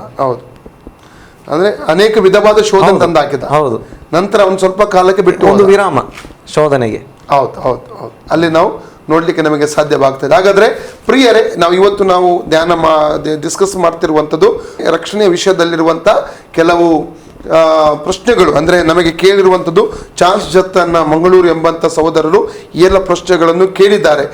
ಅದರಲ್ಲಿ ಒಂದು ಪ್ರಶ್ನೆ ಬಂದಿದೆ, ಏನೆಂದರೆ ರಕ್ಷಣೆಯನ್ನು ಕಾಪಾಡಿಕೊಳ್ಳುವುದು ಹೇಗೆ ಎಂಬುದಾಗಿ. ಹಾಗಾದ್ರೆ ಇವತ್ತು ನೀವು ಕೂಡ ಯೇಸು ಸ್ವಾಮಿಯನ್ನು ಅಂಗೀಕಾರ ಮಾಡಿದ್ದರ ನಿಮಿತ್ತವಾಗಿ ಅನೇಕ ನಿಂದೆಗಳಿಗೆ, ಅವಮಾನಗಳಿಗೆ ನೀವು ಒಳಗಾಗಿರಬಹುದು. ಯೇಸು ಸ್ವಾಮಿ ಹೇಳಿದ್ದಾನೆ ಮತ್ತಾಯ 5:11-12 ನನ್ನ ನಿಮಿತ್ತವಾಗಿ ಜನರು ನಿಮ್ಮನ್ನು ಹಿಂಸಿಸಿ, ನಿಂದಿಸಿ, ನಿಮ್ಮ ಮೇಲೆ ಕೆಟ್ಟ ಕೆಟ್ಟ ಆರೋಪಗಳನ್ನು ಹೊರಿಸಿದರೆ ನೀವು ಧನ್ಯರು, ಪರಲೋಕದಲ್ಲಿ ನಿಮಗೆ ಪ್ರತಿಫಲ ಇದೆ ಎಂಬುದಾಗಿ ಕರ್ತನ ಯೇಸು ಸ್ವಾಮಿ ಹೇಳಿದ್ದಾನೆ. ಒಂದು ವೇಳೆ ಇದೇ ಪರಿಸ್ಥಿತಿಯಲ್ಲಿ ಇವತ್ತು ನೀವು ಹಾದು ಹೋಗ್ತಾ ಇರಬಹುದು. ನಾನು ನಂಬಿಕೆಯಲ್ಲಿ ನಿಲ್ಲಲಿಕ್ಕೆ ಸಾಧ್ಯವಿದೆಯೋ ಎಂಬ ಒಂದು ಪ್ರಶ್ನೆ ನಿಮ್ಮ ಒಳಗಡೆ ಉದ್ಭವ ಆಗಬಹುದು. ಅಥವಾ ನಾನು ಜಾರಿ ಬಿಡ್ತೇನೋ, ನಾನು ನಿಲ್ಲಲಿಕ್ಕೆ ಸಾಧ್ಯವಾಗ್ತಾ ಇದೆಯೋ ಎಂಬ ಒಂದು ಪ್ರಶ್ನೆ ನಿಮ್ಮಲ್ಲಿ ಬರಬಹುದು. ಆದರೂ ಕೂಡ ದೇವರು ನಿಮ್ಮೊಂದಿಗಿದ್ದಾನೆ. ಯೇಸು ನಿಮ್ಮ ಮತ್ತಾಯ 28:20 ಯೇಸು ಹೇಳಿದಂಥ ಮಾತು, ಯುಗದ ಸಮಾಪ್ತಿಯವರೆಗೂ ನಾನು ನಿಮ್ಮೊಂದಿಗೆ ಇದ್ದೇನೆಂಬುದಾಗಿ. ನೀವು ಎಷ್ಟು ಮಾಡಿದ್ರೆ ಸಾಕು, ನಂಬಿಕೆಗಾಗಿ ಸ್ಥಿರವಾಗಿ ನಿಲ್ಲಬೇಕು. ಯಾವುದೇ ಕಾರಣಕ್ಕೂ ನೀವು ಬಿಟ್ಟು ಕೊಡಬಾರ್ದು. ಯಾವುದೇ ಕಾರಣಕ್ಕೂ ನಂಬಿಕೆಯಿಂದ ಹಿಂಜಾರಿ ಹೋಗುವುದಕ್ಕೆ ನೀವು ಸಿದ್ಧವಾಗಬಾರ್ದು. ನಾನು ನಿಲ್ತೇನೆ ನಂಬಿಕೆಗೋಸ್ಕರ. ನೀವು ನಿಂತರೆ ಸಾಕು, ಉಳಿದ ಕಾರ್ಯ ದೇವರು ನಿಮಗೋಸ್ಕರವಾಗಿ ಮಾಡ್ತಾನೆ. ನಿಮ್ಮೊಂದಿಗೆ ಇವತ್ತು ಶೋಧನೆಯ ಸಮಯದಲ್ಲಿ, ಹೋರಾಟದ ಸಮಯದಲ್ಲಿ ಯಾರು ನಿಮ್ಮ ಬಂಧುಗಳು ಇರದೆ ಹೋಗಬಹುದು. ನಿಮ್ಮ ಸ್ವಂತ ಪತ್ನಿಯೋ, ನಿಮ್ಮ ಸ್ವಂತ ಗಂಡನೋ, ನಿಮ್ಮ ಮಕ್ಕಳು ನಿಮ್ಮನ್ನು ಬಿಟ್ಟು ಹೋಗಬಹುದು. ಪರವಾಗಿಲ್ಲ, ಯೇಸು ನಿಮ್ಮೊಂದಿಗೆ ಯಾವಾಗಲೂ ಎಂಥ ಸಮಯದಲ್ಲೂ ಸಹಾಯ ಮಾಡೋದಕ್ಕಾಗಿ ಆತನು ಬರ್ತಾನೆ. ಇಷ್ಟೇ, ಯಾಕಂದರೆ ಯೋಹನ್ನ 10:28 ಯೇಸು ಹೇಳಿದ್ದಾನೆ. ಯೋಹನ್ನ 10:27 ಯೇಸು ಹೇಳ್ತಾನೆ, ನನ್ನ ಕುರಿಗಳು ನನ್ನ ಸ್ವರ ಕೇಳ್ತಾರೆ. 10:28 ನನ್ನ ಕುರಿಗಳನ್ನು ನನ್ನ ಕೈಯಿಂದ ಯಾರು ಕಸಿದುಕೊಳ್ಳಲಾರು. ಯೇಸು ಹೇಳಿದ್ದಾನೆ, ಆತನ ಕೈಯೊಳಗೆ, ಆತನ ಕೈ ಅದು ಸುರಕ್ಷಿತವಾದ ಕೈ. ಆ ಕೈಯೊಳಗಿಂದ ನನ್ನನ್ನು, ನಿಮ್ಮನ್ನು ಯಾವ ಶೋಧನೆಯೋ, ಯಾವ ವಿರೋಧವೋ, ಯಾವ ಪರೀಕ್ಷೆಯೋ, ಯಾವ ನಿಂದೆಯೋ, ಯಾವ ಅವಮಾನವೋ ಅದು ನಮ್ಮನ್ನು ಜಯಿಸಲಿಕ್ಕೆ ಸಾಧ್ಯವಿಲ್ಲ, ಕಸಿದುಕೊಳ್ಳಲಿಕ್ಕೆ ಸಾಧ್ಯವಿಲ್ಲ. ನೀವು ಶೋಧನೆಗಳಲ್ಲಿ, ಕಷ್ಟ ಬಾಧೆಗಳಲ್ಲಿ ಇಷ್ಟೇ ಮಾಡಬೇಕಾದ್ದು, ನಂಬಿಕೆ ಬಿಡಬಾರ್ದು. ಯೇಸು ಸ್ವಾಮಿಯಲ್ಲಿದ್ದಂಥ ನಂಬಿಕೆ ಬಿಡಬಾರದು. ನಂಬಿಕೆಯಲ್ಲಿ ಸ್ಥಿರವಾಗಿ ನಿಂತರೆ ಸಾಕು. ಆತನ ಮುಖ ನೋಡಿ ಆತ ನಿಮ್ಮನ್ನು ನಡೆಸುವನು, ಆತ ನಿಮ್ಮನ್ನು ಬಲಪಡಿಸುವನು ಮತ್ತು ಸ್ಥಿರಪಡಿಸುವನು. ಓಕೆ ಫಾಸ್ಟೇ, ಇನ್ನೂ ಕೂಡ ಕೆಲವು ಪ್ರಶ್ನೆಗಳು ಉಂಟು ಅವರದ್ದು. ನಾನು ಅವರ ಪ್ರಶ್ನೆಗಳನ್ನು ನಿಮ್ಮ ಹತ್ರ ನಾನು ಕೇಳಿಕೊಳ್ತೇನೆ. ನಾನು ಇನ್ನೊಂದು ಪ್ರಶ್ನೆ, ನಾನು ರಕ್ಷಣೆ ಹೊಂದಿದ್ದೇನೆಂದು ತಿಳಿದುಕೊಳ್ಳುವುದು ಹೇಗೆ? ರಕ್ಷಣೆ ಹೊಂದಿದ್ದನ್ನು ತಿಳಿದುಕೊಳ್ಳುವಂಥದ್ದು ನೋಡಿ, ನಮಗೆ ಸತ್ಯವೇದದಲ್ಲಿ ಸೌಲನ ಒಂದು ಮಾನಸಾಂತರವನ್ನು ನಮಗೆ ನೋಡಲಿಕ್ಕೆ ಸಾಧ್ಯವಾಗ್ತದೆ. 9ನೇ ಅಧ್ಯಾಯದಲ್ಲಿ ಅಪೊಸ್ತಲ ಕೃತ್ಯಗಳಲ್ಲಿ ನಮಗೆ ಕಂಡುಕೊಳ್ಳಿಕ್ಕೆ ಸಾಧ್ಯವಾಗ್ತದೆ. ಸೌಲನು ಮಾನಸಾಂತರ ಹೊಂದುವುದಕ್ಕಿಂತ ಮುಂಚೆ ಅವನು ಸಭೆಯ ಹಿಂಸಕನಾಗಿರ್ತಾನೆ. ಅವನು ಒಂದು ಲೆಕ್ಕದಲ್ಲಿ ಕೊಲೆ ಪಾತಕಿ ಕೂಡ ಆಗಿರ್ತಾನೆ. ಅವನು ಸ್ಟೇಫನನ ಕೊಲೆಗೆ ಅವನ ಪೂರ್ಣ ಒಂದು ಸಮ್ಮತಿ ಇರ್ತದೆ. ಅವನು ಕ್ರೈಸ್ತರನ್ನು ಹೊಡೆಯುವವನು ಆಗಿದ್ದ. ಅವನು ಬೇಡಿ ಹಾಕಿಸ್ತಿದ್ದ, ಸೆರೆಮನೆಗಳಿಗೆ ತಳ್ತಾ ಇದ್ದ.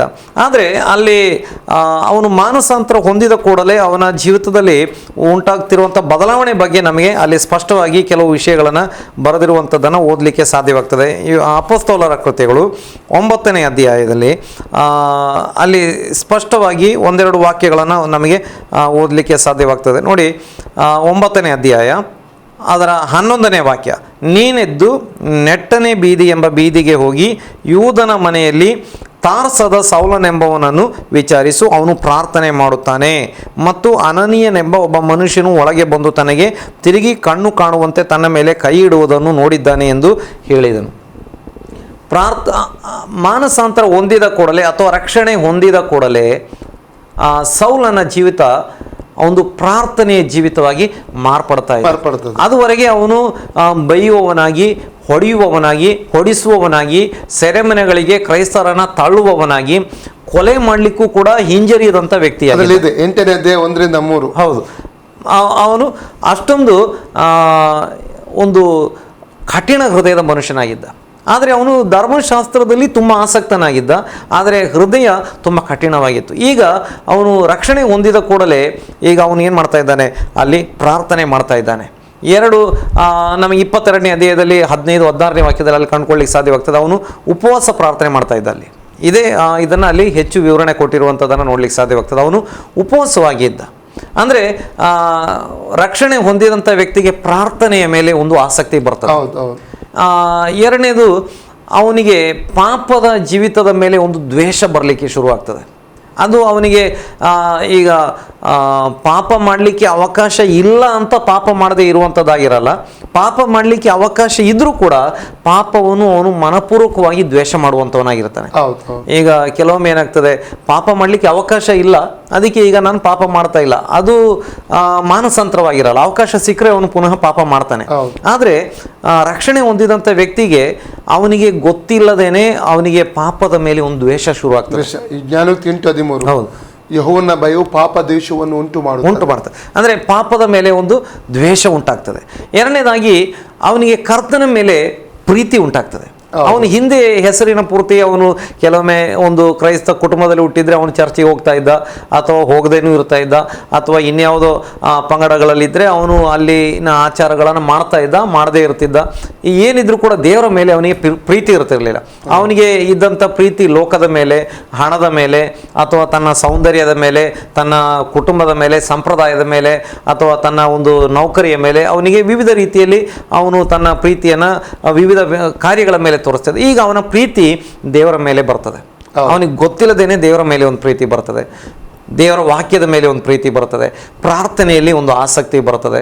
ಹಾಗೆಯೇ ರಕ್ಷಣೆ ಹೊಂದಿದಂಥ ಒಂದು ಮತ್ತೊಂದು ಗುರುತು ಅಂತೇಳಿದರೆ, ನಾಶವಾಗಿ ಹೋಗ್ತಾ ಇರುವಂಥ, ಅಂದರೆ ರಕ್ಷಣೆ ಹೊಂದದೇ ಇರುವಂಥ ವ್ಯಕ್ತಿಗಳ ಒಂದು ಭವಿಷ್ಯವನ್ನು ನೆನೆಸಿಕೊಳ್ಳುವಾಗ ದುಃಖ ಉಂಟಾಗ್ತದೆ. ಅಯ್ಯೋ ದೇವರೇ, ಆತ್ಮಭಾರ, ಅವರು ನಾಶವಾಗಿ ಹೋಗ್ತಾ ಇದ್ದಾರಲ್ಲ, ನರಕಕ್ಕೆ ಹೋಗ್ತಾ ಇದ್ದಾರಲ್ಲ.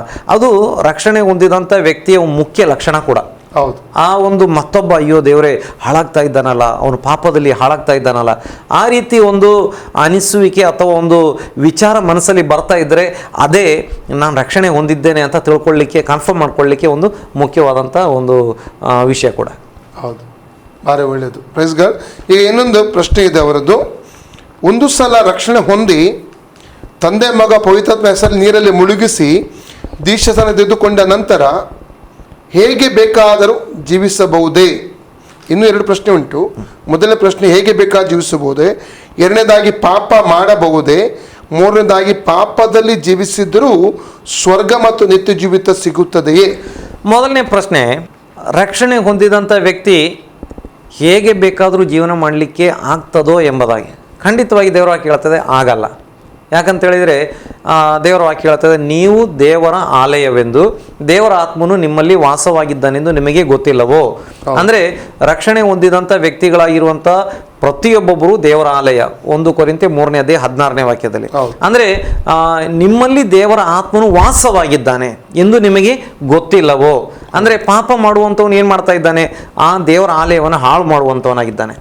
ದೇವರ ವಾಕ್ಯ ಹೇಳ್ತದೆ, ದೇವರ ಆಲಯವನ್ನು ಕೆಡಿಸುವವನನ್ನು ದೇವರು ಕೆಡಿಸುವನು, ಯಾಕಂದರೆ ಆ ದೇವರ ಆಲಯವು ಪರಿಶುದ್ಧವಾದದ್ದು, ಆ ಆಲಯವು ನೀವೇ ಎಂಬುದಾಗಿ. ಅಂದರೆ ರಕ್ಷಣೆ ಹೊಂದಿದಂಥವರು ಹೇಗೆ ಬೇಕಾದರೆ ಜೀವನ ಮಾಡಲಿಕ್ಕೆ ಆಗಲ್ಲ. ಇನ್ನು ಎರಡನೇ ವಿಷಯ, ಈಗ ನಾವು ನಮ್ಮ ಸ್ವಂತ ಸೊತ್ತಲ್ಲ ಎಂಬುದಾಗಿ ದೇವರ ವಾಕ್ಯ ಹೇಳ್ತದೆ. ಈಗ ರಕ್ಷಣೆ ಹೊಂದಬೇಕು ಅಂತ ಹೇಳಿದರೆ ಯೇಸು ಕ್ರಿಸ್ತನ ರಕ್ತದಿಂದ ನಾವು ಕ್ರಯಕ್ಕೆ ಕೊಂಡುಕೊಳ್ಳಲ್ಪಟ್ಟವರಾಗಿದ್ದೇವೆ. 1 ಕೊರಿಂಥ 6:19-20. ಹೌದು, ನಾವು ಕ್ರಯಕ್ಕೆ ಕೊಂಡುಕೊಳ್ಳಲ್ಪಟ್ಟವರಾಗಿದ್ದೇವೆ. ಈಗ ನಾವು ನಮ್ಮ ಸ್ವಂತ ಸೊತ್ತಲ್ಲ, ನಾವು ದೇವರ ಸ್ವತ್ತಾಗಿರುವಾಗ ಇನ್ನು ದೇವರ ಚಿತ್ತದ ಪ್ರಕಾರ ನಾವು ಜೀವನ ಮಾಡಬೇಕಾಗ್ತದೆ. ಒಂದು ಕಾಲದಲ್ಲಿ ಯೇಸು ಕ್ರಿಸ್ತನ ರಕ್ತದಿಂದ ಕೊಂಡುಕೊಳ್ಳಲ್ಪಡುವವರೆಗೆ ನಾವು ನಮ್ಮ ಸ್ವಂತ ಅಂತ ನಾವು ನೆನೆಸಿಕೊಂಡಿದ್ದೆವು. ನಾವು ದೇವರ ಜನರಾಗಿದ್ದರೂ, ದೇವರಿಗೆ ಸೇರಬೇಕಾದವರಾಗಿದ್ದರೂ ಕೂಡ ನಾವು ನಮ್ಮ ಸ್ವಂತ ಅಂತ ನಮಗೆ ಪಿಶಾಚಿ ನಮ್ಮ ಕಿವಿಯಲ್ಲಿ ಹೇಳ್ತಾ ಇದ್ದ. ಅದಕ್ಕೆ ನಾವು ನಮ್ಮ ಮನಸ್ಸಿಗೆ ಬಂದಾಗಿ ಜೀವನ ಮಾಡ್ತಾ ಇದ್ದೆವು. ಅದನ್ನೇ ನಮಗೆ ಪ್ರಸಂಗಿಗಳ ಗ್ರಂಥದಲ್ಲಿ ಕೂಡ ಮಹಾಜ್ಞಾನಿಯಾದಂಥ ಸೊಲೊಮೋನ ಹೇಳ್ತಾ ಇದ್ದಾನೆ, ಯೌವನಸ್ಥನೇ, ನಿನ್ನ ಯೌವನದಲ್ಲಿ ನಿನ್ನ ಮನಸ್ಸಿಗೆ ಬಂದ ಹಾಗೆ ನಡೆ. 12:1 ಮತ್ತು 2ನೇ ಮನಸ್ಸಿಗೆ ಬಂದ ಹಾಗೆ ನಡೆ, ಆ ಕಣ್ಣಿಗೆ ತೋಚಿದ ಹಾಗೆ ನಡೆ, ಏನು ಬೇಕಾದ್ರೆ ಮಾಡು. ಕೊನೆಗೆ ಅವನು ಹೇಳ್ತಾ ಇದ್ದಾನೆ, ಇವೆಲ್ಲವುಗಳ ಬಗ್ಗೆ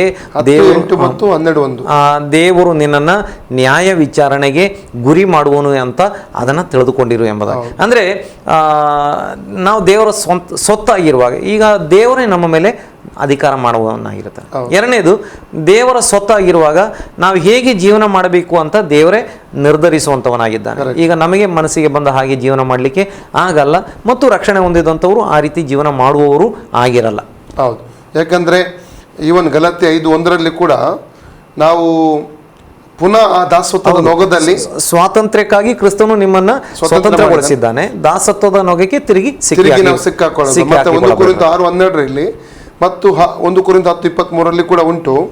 ಏನೆಂದರೆ ಎಲ್ಲ ಕಾರ್ಯಗಳನ್ನು ಮಾಡಲಿಕ್ಕೆ ನಮಗೆ ಸ್ವತಂತ್ರ ಇದೆ, ಅದೆಲ್ಲ ವಿಹಿತವಲ್ಲ, ಎಲ್ಲ ಭಕ್ತಿಯನ್ನು ಬೆಳೆಸುವುದಿಲ್ಲ ಅಂತ ಕೂಡ ನಾವು ನೋಡ್ತೇವೆ. ಹೌದು, ಬಾರಿ ಒಳ್ಳೆಯದು.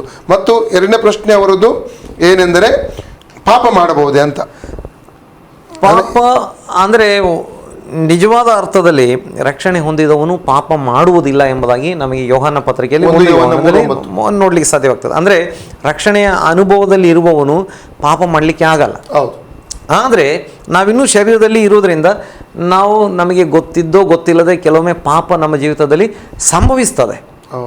ಆದರೆ ಒಬ್ಬ ರಕ್ಷಣೆ ಹೊಂದದವನಿಗೂ ರಕ್ಷಣೆ ಹೊಂದಿದವನಿಗೂ ಇರುವಂಥ ವ್ಯತ್ಯಾಸ, ರಕ್ಷಣೆ ಹೊಂದದವನು ಪಾಪದಲ್ಲಿ ಅವನು ನಿರಂತರ ಜೀವನ ಮಾಡ್ತಾನೆ, ಅವನಿಗೆ ಅದರ ಬಗ್ಗೆ ಯಾವ ಒಂದು ಪಶ್ಚಾತ್ತಾಪವಾಗಲಿ, ದುಃಖವಾಗಲಿ, ಒಂದು ಬೇಸರವಾಗಲಿ ಇರಲ್ಲ. ಆದರೆ ರಕ್ಷಣೆ ಹೊಂದಿದವನಿಗೆ ಪಾಪ ಮಾಡಿದ ಕೂಡಲೇ ಪವಿತ್ರಾತ್ಮ ಎಚ್ಚರಿಸ್ತಾನೆ, ಇಲ್ಲ ನೀನು ಪಾಪ ಮಾಡಿದ್ದಿ. ನಮ್ಮಲ್ಲಿ ಇರುವಂಥ ಪವಿತ್ರಾತ್ಮ ನಮಗೆ ಎಚ್ಚರಿಕೆ ಕೊಡ್ತಾನೆ, ನೀನು ಪಾಪ ಮಾಡಿದ್ದಿ, ನೀನು ಮಾಡಿದ ತಪ್ಪು ಎಂಬುದಾಗಿ. ಅದನ್ನೇ ನಾವು ಆರಿಕೆ ಮಾಡದೇ ಇದ್ದರೆ ಪವಿತ್ರಾತ್ಮ ಸುಮಾರು ಹೊತ್ತು ನಮಗೋಸ್ಕರ ಕಾಯ್ತಾನೆ, ನಮ್ಮನ್ನು ಎಚ್ಚರಿಸ್ತಾ ಇರ್ತಾನೆ. ಅದಕ್ಕೆ 51ನೇ ಕೀರ್ತನೆಯಲ್ಲಿ ದಾವೀದ ಹೇಳ್ತಾ ಇದ್ದಾನೆ, ಪವಿತ್ರಾತ್ಮವು ನನ್ನಿಂದ ತೆಗೆಯಬೇಡ, ರಕ್ಷಣಾನಂದವನ್ನು ನಾನು ತಿರುಗಿ ಅನುಭವಿಸುವಂತೆ. ಅಲ್ಲಿ ರಕ್ಷಣಾನಂದವನ್ನು ನಾನು ತಿರುಗಿ ಅನುಭವಿಸುವಂತೆ ಮಾಡು ಎಂಬ 11ನೇ ವಾಕ್ಯ. ಅಲ್ಲಿ ಎಷ್ಟು ಚೆನ್ನಾಗಿ ಆ ವಾಕ್ಯ, ಬಹಳ ಚೆನ್ನಾಗಿ, ನನಗೆ ತುಂಬಾ ಶುದ್ಧ ಹೃದಯ ನಿರ್ಮಿಸು, ತುಂಬಾ ಚೆನ್ನಾಗಿರುವಂತಹ ಒಂದು ವಾಕ್ಯ. ಅಂದ್ರೆ ರಕ್ಷಣೆಯ ಅನುಭವದಲ್ಲಿ ದೇವರೇ ನನ್ನಲ್ಲಿ ಶುದ್ಧ ಹೃದಯವನ್ನು ನಿರ್ಮಿಸು, ನನಗೆ ಸ್ಥಿರ ಚಿತ್ತವನ್ನು ಅನುಗ್ರಹಿಸಿ, ನನ್ನನ್ನು ನೂತನಪಡಿಸು, ನಿನ್ನ ಸನ್ನಿಧಿಯಿಂದ ನನ್ನ ತಳಬೇಡ, ನಿನ್ನ ಪರಿಶುದ್ಧಾತ್ಮವನ್ನು ನನ್ನಿಂದ ತೆಗೆಯಬೇಡ, ನಿನ್ನ ರಕ್ಷಣಾನಂದವನ್ನು ನಾನು ತಿರುಗಿ ಅನುಭವಿಸುವಂತೆ ಮಾಡು, ನನ್ನಲ್ಲಿ ಸಿದ್ಧ ಮನಸ್ಸನ್ನು ಹುಟ್ಟಿಸಿ ನನಗೆ ಆಧಾರ ನಾವು. ನೋಡಿ, ನಿನ್ನ ರಕ್ಷಣಾನಂದವನ್ನು ನಾನು ತಿರುಗಿ ಅನುಭವಿಸುವಂತೆ ಮಾಡು. ಪಾಪದಲ್ಲೇ ನಾವು ಜೀವನ ಮಾಡ್ತಾ ಇದ್ರೆ ರಕ್ಷಣೆಯ ಆ ಒಂದು ಸಂತೋಷ ನಮಗೆ ನಷ್ಟವಾಗಿ ಕಳ್ಕೊಳ್ತೇವೆ. ಆದರೆ ಪವಿತ್ರಾತ್ಮ ನಮ್ಮನ್ನು ಎಚ್ಚರಿಸ್ತಿರುವಾಗ ನಾವು ಪಾಪಗಳಿಗೋಸ್ಕರ ಪಶ್ಚಾತ್ತಾಪ ಪಡುವುದಾದರೆ, ಅದೇ ಒಂದು ಯೋಹಾನ ಅದರ 1ನೇ ಅಧ್ಯಾಯ 7ರಿಂದ 9ರವರೆಗಿನ ವಾಕ್ಯಗಳಲ್ಲಿ ಅಲ್ಲಿ ನಾವು ನೋಡ್ತೇವೆ, ನನ್ನ ಪಾಪಗಳನ್ನು ಒಪ್ಪಿಕೊಂಡು ಅರಿಕೆ ಮಾಡಿದರೆ ಯೇಸು ಕ್ರಿಸ್ತನ ರಕ್ತವು ಸಕಲ ಪಾಪಗಳನ್ನು ತೊಳೆದು. ಅದೇ 7ರಿಂದ 9ರವರೆಗಿನ ಪೂರ್ತಿ ವಾಕ್ಯಗಳನ್ನು ಓದೋ ನಮಗೆ ಗೊತ್ತಾಗ್ತದೆ. ಅಂದರೆ ನಾವು ಪಾಪ ಇಲ್ಲ ಎಂದು ಹೇಳಿದರೆ ನಮ್ಮನ್ನು ನಾವೇ ಮೋಸ ಮಾಡಿಕೊಳ್ತೇವೆ. ವಿಶ್ವಾಸಿ ರಕ್ಷಣೆ ಹೊಂದಿದ್ದೇವೆ, ನಾನಿನ್ನೂ ಯಾವ ಪಾಪವನ್ನು ಮಾಡುವುದಿಲ್ಲ, ಅಥವಾ ಒಂದು ಪಾಪವನ್ನು ನಾನು ಇದುವರೆಗೆ ರಕ್ಷಣೆ ಹೊಂದಿದ್ದು ಮಾಡಲಿಲ್ಲ ಅಂತ ಹೇಳಿದರೆ ನಾವು ಮೋಸ ಮಾಡೋರಾಗಿದ್ದೇವೆ. ನಮ್ಮನ್ನೇ ನಾವು ಮೋಸ ಮಾಡೋರಾಗಿದ್ದೇವೆ. ಆದರೆ ನಾವು ನಮ್ಮ ಪಾಪಗಳನ್ನು ಒಪ್ಪಿಕೊಂಡು ಅರಿಕೆ ಮಾಡಿದರೆ, ಅಂದರೆ ವಿಶ್ವಾಸಿ ಮೂಲ ಅರ್ಥದಲ್ಲಿ ಪಾಪ ಮಾಡಲಿಕ್ಕೆ ಆಗಲ್ಲ. ಆದರೆ ಇನ್ನೂ ಶರೀರದಲ್ಲಿ ಇರುವುದರಿಂದ ಪಾಪಗಳು ನಮಗೆ ಕೆಲವೊಮ್ಮೆ ಸಂಭವಿಸ್ತವೆ. ಆದರೆ ಪವಿತ್ರಾತ್ಮ ನಮಗೆ ಎಚ್ಚರಿಕೆ ಕೊಡುತ್ತೆ. ಈ ರೀತಿ ಹೇಳ್ಬೋದು, ಒಬ್ಬ ಕ್ರೈಸ್ತ ವಿಶ್ವಾಸಿ ಆದವನು ಪಾಪದಲ್ಲಿ ಬೀಳುವುದಕ್ಕೆ ಸಾಧ್ಯ ಇದೆ, ಹೌದು, ಪಾಪದಲ್ಲಿ ಜೀವಿಸುವುದಕ್ಕೆ ಸಾಧ್ಯವಿಲ್ಲ. ಖಂಡಿತವಾಗಿ ಒಳ್ಳೆ ಒಂದು ಡೆಫಿನೇಷನ್ ಅಂತ ಹೇಳ್ಬೋದು. ಪಾಪದಲ್ಲಿ ಜೀವಿಸಿ ಮುಂದಕ್ಕೆ ಹೋಗ್ಲಿಕ್ಕೆ ಆಗಲ್ಲ, ಆದ್ರೆ ಪಾಪದಲ್ಲಿ ಬೀಳುವ ಸಾಧ್ಯತೆಗಳು ಇರ್ತವೆ. ಅಂದ್ರೆ ಪಾಪ ಕೆಲವೊಮ್ಮೆ ಯಾವ ರೀತಿ ಅಂತ ಹೇಳಿಕಾಲ ವಿವಿಧ ರೀತಿಯಲ್ಲಿ ಅವನು ಪಾಪವನ್ನ ಮಾಡ್ಲಿಕ್ಕೆ ಸಾಧ್ಯತೆಗಳು, ಯೋಚನೆ ಮಾಡುವಂತದ್ದಲ್ಲ, ಹೌದು, ಆಕಸ್ಮಿಕವಾಗಿ ದುರ್ಘಟನೆಯಿಂದ ಬಿದ್ದು ಹೋಗುವಂತ ಅನುಭವ. ಹೌದು, ಖಂಡಿತವಾಗಿ. ಅದೇ ತಕ್ಷಣ ಏನ್ ಮಾಡ್ತಾನೆ, ಪವಿತ್ರಾತ್ಮ ಎಚ್ಚರಿಸಿ ತಿರುಗಿ ಬರ್ಲಿಕ್ಕೆ ಮಾನಸಾಂತರ ಪಟ್ಟು ದೇವರ ಕಡೆಗೆ ತಿರುಗಿ ಬರ್ತಾನೆ. ಅದೇ ಪಾಪದಲ್ಲಿ ಜೀವನ ಮಾಡಲ್ಲ. ಪಾಪದಲ್ಲಿ ಜೀವಿಸಿದಾಗ ಅವನಿಗೆ ರಕ್ಷಣೆ ಸಂತೋಷ ನಷ್ಟ ಕಳ್ಕೊಳ್ತಾನೆ. ಬಾರಿ ಒಳ್ಳೆ ಪ್ರಶ್ನೆ. ಓಕೆ, 3ನೇದಾಗಿ ಅದೇ ಇದರಲ್ಲಿ ಆತನ ಹೇಳಿದ್ದಾನೆ, ಪಾಪದಲ್ಲಿ ಜೀವಿಸಿದ್ರು ಸ್ವರ್ಗ ನಿತ್ಯ ಜೀವಿತ ಸಿಗುತ್ತದೆಯೇ? ಖಂಡಿತವಾಗಿ ದೇವರ ವಾಕ್ಯ ಹೇಳ್ತದೆ ಇಲ್ಲ ಎಂಬುದಾಗಿ. ಪಾಪದಲ್ಲಿ ಜೀವನ ಮಾಡಿದರೆ ನಮಗೆ ನಿತ್ಯ ಜೀವಿತದಲ್ಲಿ ಪ್ರವೇಶ ಮಾಡಲಿಕ್ಕೆ ಸಾಧ್ಯ. ಒಂದು ಕಾಲದಲ್ಲಿ ನಾನು ರಕ್ಷಣೆ ಹೊಂದಿದ್ದೆ, ಈಗ ನಾನು ರಕ್ಷಣೆ ಅನುಭವದಲ್ಲಿ ಇಲ್ಲ, ಪಾಪದಲ್ಲಿ ಜೀವಿಸ್ತಾ ಇದ್ದೇನೆ ಅಂತ ಹೇಳಿದರೆ ದೇವರ ವಾಕ್ಯ ಸ್ಪಷ್ಟವಾಗಿ ಹೇಳ್ತದೆ ನಮಗೆ ನಿತ್ಯ ಜೀವಿತ ಸಿಕ್ಕುವುದಿಲ್ಲ ಅಂತ. ಯಾಕಂತ ಹೇಳಿದರೆ ತುಂಬ ವಾಕ್ಯಗಳು, ಅಂದರೆ ನಮಗೆ ಪತ್ರಿಕೆಗಳನ್ನು ನೋಡುವಾಗ ರಕ್ಷಣೆ ಹೊಂದಿದಂಥವರಿಗೆ ಹೊಸ ಒಡಂಬಡಿಕೆ ಪತ್ರಿಕೆಗಳನ್ನು ಬರೆದಿದ್ದು. ಅಂದರೆ ಅವರು ಇನ್ನೂ ಪಾಪದಲ್ಲಿ ಸುಮಾರಷ್ಟು ಜನ ಜೀವನ ಮಾಡ್ತಾ ಇದ್ದಾರೆ, ನೀವು ಪಾಪದಲ್ಲಿ ಜೀವನ ಮಾಡಬಾರ್ದು ಎಂಬುದಾಗಿ. ಇನ್ನು ಯೆಹೆಜ್ಕೇಲನ ಪ್ರವಾದನೆ ಗ್ರಂಥದಲ್ಲಿ ಕೂಡ ಹಿಂದೆ ಅವನು ಭಕ್ತನಾಗಿದ್ದ, ಈಗ ಅವನು ಪಾಪ ಮಾಡ್ತಾ ಇದ್ದರೆ ದೇವರು ಹೇಳ್ತಾ ಇದ್ದಾರೆ, ಹಿಂದೆ ಮಾಡಿದ ಯಾವ ಒಂದು ಭಕ್ತಿ ಅಥವಾ ಅವನ ಒಂದು ಒಳ್ಳೆಯ ಜೀವಿತ ಅವನನ್ನ ಸಾಯದಂತೆ ಕಾಪಾಡಲ್ಲ. ಆದರೆ ಹಿಂದೆ ಅವನು ಪಾಪದಲ್ಲಿ ಜೀವನ ಮಾಡ್ತಾ ಇದ್ದ, ಈಗ ಅವನು ದೇವರ ಕಡೆಗೆ ತಿರುಗಿಕೊಂಡಿದ್ದಾನೆ. ಆ ಹಿಂದಿನ ಯಾವ ಒಂದು ಪಾಪದ ಜೀವಿತ ಕೂಡ ಇನ್ನೂ ಅವನನ್ನ ನಾಶಕ್ಕೆ ಒಯ್ಯಲಿಕ್ಕೆ ಆಗಲ್ಲ, ಯಾಕಂದ್ರೆ ಈಗ ಅವನು ಮಾನಸಾಂತರ ಹೊಂದಿದ್ದಾನೆ. ಅಂದ್ರೆ ರಕ್ಷಣೆಯಲ್ಲಿ 3 ವಿಧಾನಗಳಿವೆ, ಅಥವಾ ತ್ರಿಕಾಲ ರಕ್ಷಣೆ ಎಂಬುದಾಗಿ ಹೇಳ್ಬೋದು. ಪಾಪದ ರಕ್ಷಣೆ ಹೊಂದಿದಾಗ ನಾವು ಪಾಪಕ್ಕೆ ಪಶ್ಚಾತ್ತಾಪ ಪಟ್ಟು ಯೇಸುನ ರಕ್ತ ತೊಳೆಯಲ್ಪಟ್ಟಾಗ, ಯೇಸುನ ರಕ್ಷಕನ ಒಡೆಯನ್ನು ಅಂಗೀಕಾರ ಮಾಡಿದಾಗ ಪಾಪದ ಶಿಕ್ಷೆಯಿಂದ ರಕ್ಷಣೆ ಹೊಂದಿದೆವು. ಖಂಡಿತವಾಗಿ. ಅನುದಿನದ ಜೀವಿತದಲ್ಲಿ ನಾವು ಪಾಪದ ಶಕ್ತಿಯಿಂದ ರಕ್ಷಣೆ ಹೊಂದುತ್ತಾ ಇದ್ದೇವೆ. ಮೂರನೇದಾಗಿ ಯೇಸುವಿನ ಬರೋಣದಲ್ಲಿ 1 ಯೋಹನ 3:1-2-3 ವಾಕ್ಯ ಪ್ರಕಾರ ಆತನ ಹಾಗೆ ಆಗುತ್ತೇವೆ. ಆವಾಗ ಪರಿಪೂರ್ಣ ರಕ್ಷಣೆ, ಪರಿಪೂರ್ಣವಾದ ಅಥವಾ ಆತ್ಮಕ್ಕೆ ಇನ್ನು ಮುಂದೆ ಪಾಪ ಮಾಡಲಿಕ್ಕೆ ಆಸ್ಪದವೇ ಇಲ್ಲ ಆ ರೀತಿಯಾದಂತಹ ರಕ್ಷಣೆ. ಅಂದ್ರೆ ಪಾಪದ ಸಾನ್ನಿಧ್ಯದಿಂದ ಪೂರ್ಣವಾದ ರಕ್ಷಣೆ ಅಥವಾ ನಮ್ಮ ಶರೀರಕ್ಕೆ ಆಗುವಂತ ವಿಮೋಚನೆ ಎಂಬುದಾಗಿ. ಅಂದ್ರೆ ಪ್ರತಿದಿನ ನಾವು ಪಾಪದ ಶಕ್ತಿಯಿಂದ ಬಿಡುಗಡೆ ಹೊಂದುತ್ತಲೇ ಜಯಿಸುತ್ತಲೇ ನಾವು ಮುಂದುವರಿಯುವವರಾಗಿರಬೇಕು. ಹೌದು ಅಲ್ಲ? ಹೌದು, ಖಂಡಿತವಾಗಿ. ಇನ್ನೊಂದು ಪ್ರಶ್ನೆ ಪಾಸ್ಟರ್, 6ನೇದಾಗಿ, ನಾನು ರಕ್ಷಣೆಯನ್ನು ಕಳಕೊಳ್ಳಬಹುದೇ? ನಾವು ಮುಂಚೆ ಹೇಳಿದಂಥ ಪ್ರಶ್ನೆಗೆ ಉತ್ತರವೇ ಇದನ್ನು ನಾವು ನೋಡ್ಲಿಕ್ಕೆ ಸಾಧ್ಯವಾಗ್ತದೆ. ಅಂದರೆ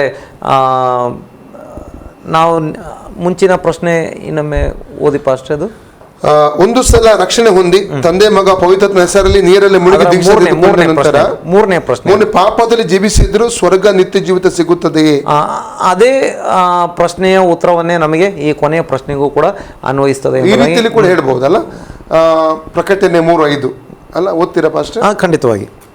ಜಯಶಾಲಿಗೆ ಹೀಗೆ ಶುಭ್ರ ವಸ್ತ್ರಗಳನ್ನು ಹೊದಿಸುವರು, ಜೀವಬಾಧ್ಯರ ಪಟ್ಟಿಯಿಂದ ಅವನ ಹೆಸರನ್ನು ನಾನು ಅಳಿಸಿ ಬಿಡದೆ ಅವನು ನನ್ನವನೆಂದು ನನ್ನ ತಂದೆಯ ಮುಂದೆಯೂ ಆತನ ದೂತರ ಮುಂದೆಯೂ ಒಪ್ಪುವೆನು. ಅಂದ್ರೆ ಜಯಶಾಲಿಗೆ ಅವನ ಹೆಸರನ್ನು ಜೀವಬಾಧ್ಯರ ಪಟ್ಟಿಯಿಂದ ಅಳಿಸಿ ಬಿಡುವುದಿಲ್ಲ. ಅದರಂತ ಅಳಿಸ್ಲಿಕ್ಕೆ ಆಗ್ತದೆ. ಖಂಡಿತವಾಗಿ ಅಳಿಸಿ ಬಿಡಬಹುದು ಅಂತ ಅರ್ಥ. ಜಯಶಾಲಿಯ ಹೆಸರು ಅಳಿಸಿ ಬಿಡಲ್ಲ.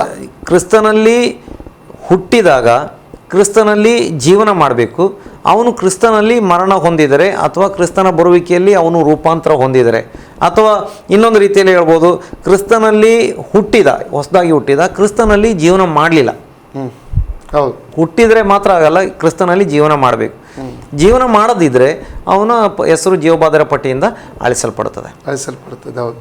ಅಥವಾ ನಾವು ರಕ್ಷಣೆಯ ಅನುಭವದಲ್ಲಿ ಜೀವನ ಮಾಡಬೇಕು.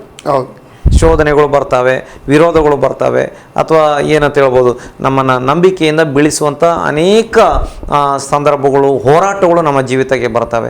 ಅದರಲ್ಲಿ ಬಿದ್ದು ಹೋಗದೆ ಜೀವನ ಮಾಡಿದರೆ ನಮ್ಮ ಹೆಸರು ಜೀವಬಾಧ್ಯರ ಪಟ್ಟಿಯಲ್ಲಿ ಅಳಿಸಲ್ಪಡದೆ ಇರ್ತದೆ.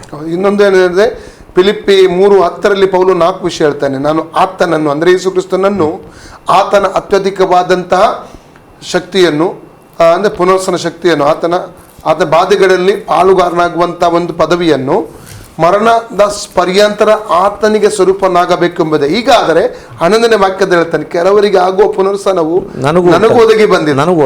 11ನೇ ವಾಕ್ಯದಲ್ಲಿ ಅಲ್ಲ ಭಾಷೆ. 4 ಸಂಗತಿ ಆತನನ್ನು ತಿಳ್ಕೋಬೇಕು, ಆತನ ಮರಣದ ಒಂದು ಪುನರ್ವಸನದ ಶಕ್ತಿಯನ್ನು ಅರಿತುಕೋಬೇಕು, ಆತನ ಬಾಧೆಗಳಲ್ಲಿ ಪಾಲುಗಾರನಾಗುವ ಪದವಿಯನ್ನು ತಿಳ್ಕೋಬೇಕು, ಮತ್ತು ಮರಣದ ಪರ್ಯಂತರ ಆತನಾಗಿ ಆಗಬೇಕು. 4 ಸಂಗತಿ ಆತನ ಹೇಳ್ತಾನೆ.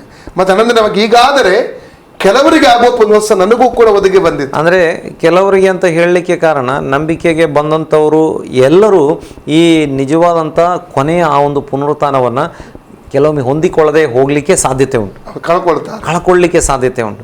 ಆದ ಕಾರಣ ನಾವು ಅದಕ್ಕೆ ವಾಕ್ಯ, ನಿಂತಿದ್ದೇನೆ ಅಂತ ನೆನೆಸುವವನು ಬೀಳದಂತೆ ಎಚ್ಚರವಾಗಿಲ್ಲ. ಬೀಳದಂತೆ ಎಚ್ಚರವಾಗಿಲ್ಲ ಅಂದ್ರೆ ಬಿದ್ದು ಹೋಗುವ ಎಲ್ಲ ಸಾಧ್ಯತೆಗಳು ಇದ್ದಾವೆ. ಇಲ್ಲಿ ಕೂಡ ನೋಡ್ತೇವಲ್ಲ ಭಾಷಣ, ಮತ್ತ 25 1-13ನೇ ವಾಕ್ಯದಲ್ಲಿ 5 ಕನ್ನಿಕೆಯರು, ಅಂದ್ರೆ ಬುದ್ಧಿಯಿನ ಕನ್ನಿಕೆಯರು, 5 ಬುದ್ಧಿವಂತ ಕನ್ನಿಕೆಯರು.